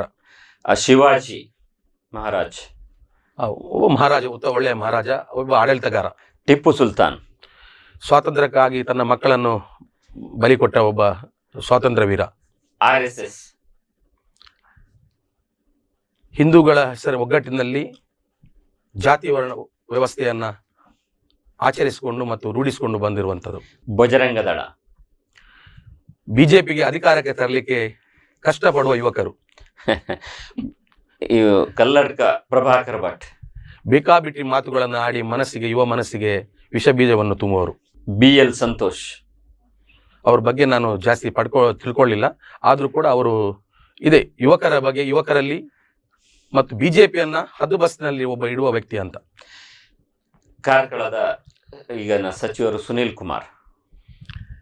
ಕುಮಾರ್ ಅವರ ಬಗ್ಗೆ ಮಾತಾಡ್ಲಿಕ್ಕೆ ತುಂಬಾ ಇದೆ. ಆದ್ರೆ ಇಲ್ಲಿ ಆ ವಿಷಯಗಳೆಲ್ಲ ಇಲ್ಲ. ಆದರೆ ಕೊಟ್ಟ ಮಾತನ್ನು ಅವರು ನಡೆಸಿಕೊಡ್ಲಿಲ್ಲ. ಭ್ರಷ್ಟಾಚಾರ ರಹಿತವಾದ ಆಡಳಿತ ನಾನು ಕೊಡ್ತೇನೆ ಅಂತ ಹೇಳಿದರು. ಆದರೆ ಅವರೇ ಭ್ರಷ್ಟಾಚಾರದಲ್ಲಿ ತುಂಬಿಕೊಂಡಿದ್ದಾರೆ. ಇದು ಕಾರ್ಕಳದ ಜನತೆ ತಲೆ ತಗ್ಗಿಸುವ ವಿಚಾರ. ಮುಂದಿನ ದಿನಗಳಲ್ಲಿ ಇನ್ನಷ್ಟು ವಿಚಾರಗಳು ಅವರಿಂದ ಹೊರಗೆ ಬರಲಿಕ್ಕಿದೆ. ಕಾರ್ಕಳ ಉತ್ಸವ ಇದು ಒಂದು ಹಣ ಮಾಡುವ ದಂಧೆ ಆಯಿತು. ಉತ್ಸವ ಒಳ್ಳೆದಾಗಿ ನಡೆದಿದೆ, ಇದರ ಬಗ್ಗೆ ಎರಡು ಮಾತಿಲ್ಲ. ಆದರೆ ಹಣದ ಮೂಲ ಮತ್ತು ಖರ್ಚಿನ ವ್ಯವಸ್ಥೆಗಳು ಆಗದೇ ಇರೋ ಕಾರಣ ಇದರಲ್ಲಿ ಒಂದು ಸಂಶಯ ಮೂಡಿದೆ. ಇನ್ನೂ ಕೂಡ ಕೆಲಸ ಮಾಡಿದವರಿಗೆ ಬಿಲ್ ಕೊಡಲಿಲ್ಲ. ಬಿಲ್ ಕೊಡುವ ಒತ್ತಡವನ್ನು ಕಾರ್ಕಳ ಪುರಸಭೆಯ ಮೇಲೆ ಹಾಕಿದ್ದಾರೆ. ಪುರಸಭೆ ಇನ್ನೂ ಕೂಡ ಆ ಬಿಲ್ಲನ್ನು ಕೊಡುವ ಕೆಲಸ ಮಾಡಲಿಲ್ಲ. ಅದರಿಂದ ಇದರಲ್ಲಿ ಸ್ವಲ್ಪ ಸಂಶಯ ಮೂಡಿದೆ. ಸರಿ, ಒಂದು ವಾಕ್ಯದಲ್ಲಿ ಹೇಳಿದ್ದು ನಿಮಗೆ ಹೇಳಲಿಕ್ಕೆ ಸಾಧ್ಯ ಆಗಲಿಲ್ಲ, ಉದ್ದ ಹೇಳಿದ್ರಿ, ಪರವಾಗಿಲ್ಲ. ಶುಭಧರ ಅವರೇ, ಧನ್ಯವಾದಗಳು. ಇಷ್ಟೊತ್ತು ತಿರುಗುಮಾಣದಲ್ಲಿ ಬಂದು ನಿಮ್ಮ ಮನಸ್ಸಿನಲ್ಲಿರುವಂಥ ವಿಚಾರಗಳನ್ನು, ನಿಮ್ಮ ಸಿದ್ಧಾಂತ ಮತ್ತು ರಾಜಕೀಯದ ವಿಷಯಗಳನ್ನು ನಮ್ಮ ಜೊತೆ ಹಂಚಿಕೊಂಡಿದ್ರಿ. ಧನ್ಯವಾದಗಳು. Yes sir, thank you. ಧನ್ಯವಾದಗಳು. ಇವತ್ತಿನ ತಿರುಗುಮಾಣದಲ್ಲಿ ಇಷ್ಟು. ಮುಂದಿನ ತಿರುಗುಮಾಣದಲ್ಲಿ ಮತ್ತೊಬ್ಬ ವಿಶೇಷ ಅತಿಥಿಯೊಂದಿಗೆ ಭೇಟಿಯಾಗುತ್ತೇನೆ. ಅಲ್ಲಿಯವರೆಗೆ ನಮಸ್ಕಾರ.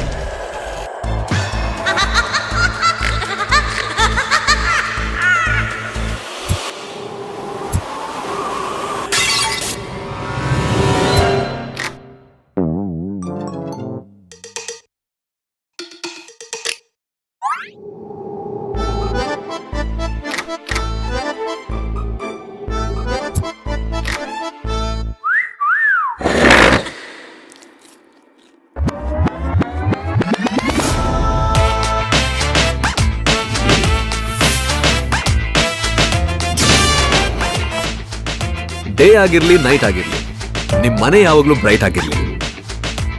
Oshima batteries and inverters, grab the power.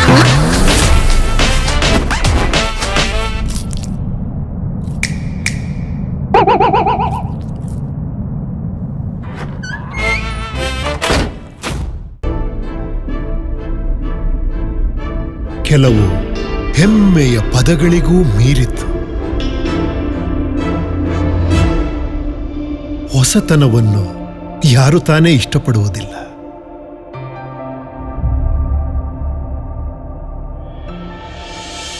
ನೀವು ನಡೆದಾಡುವ ದಾರಿ ನಿಮಗೆ ಆನಂದವನ್ನು ತಂದಾಗ, ದೈನಂದಿನ ಕ್ರಿಯಾಶೀಲ ಜೀವನಕ್ಕಾಗಿ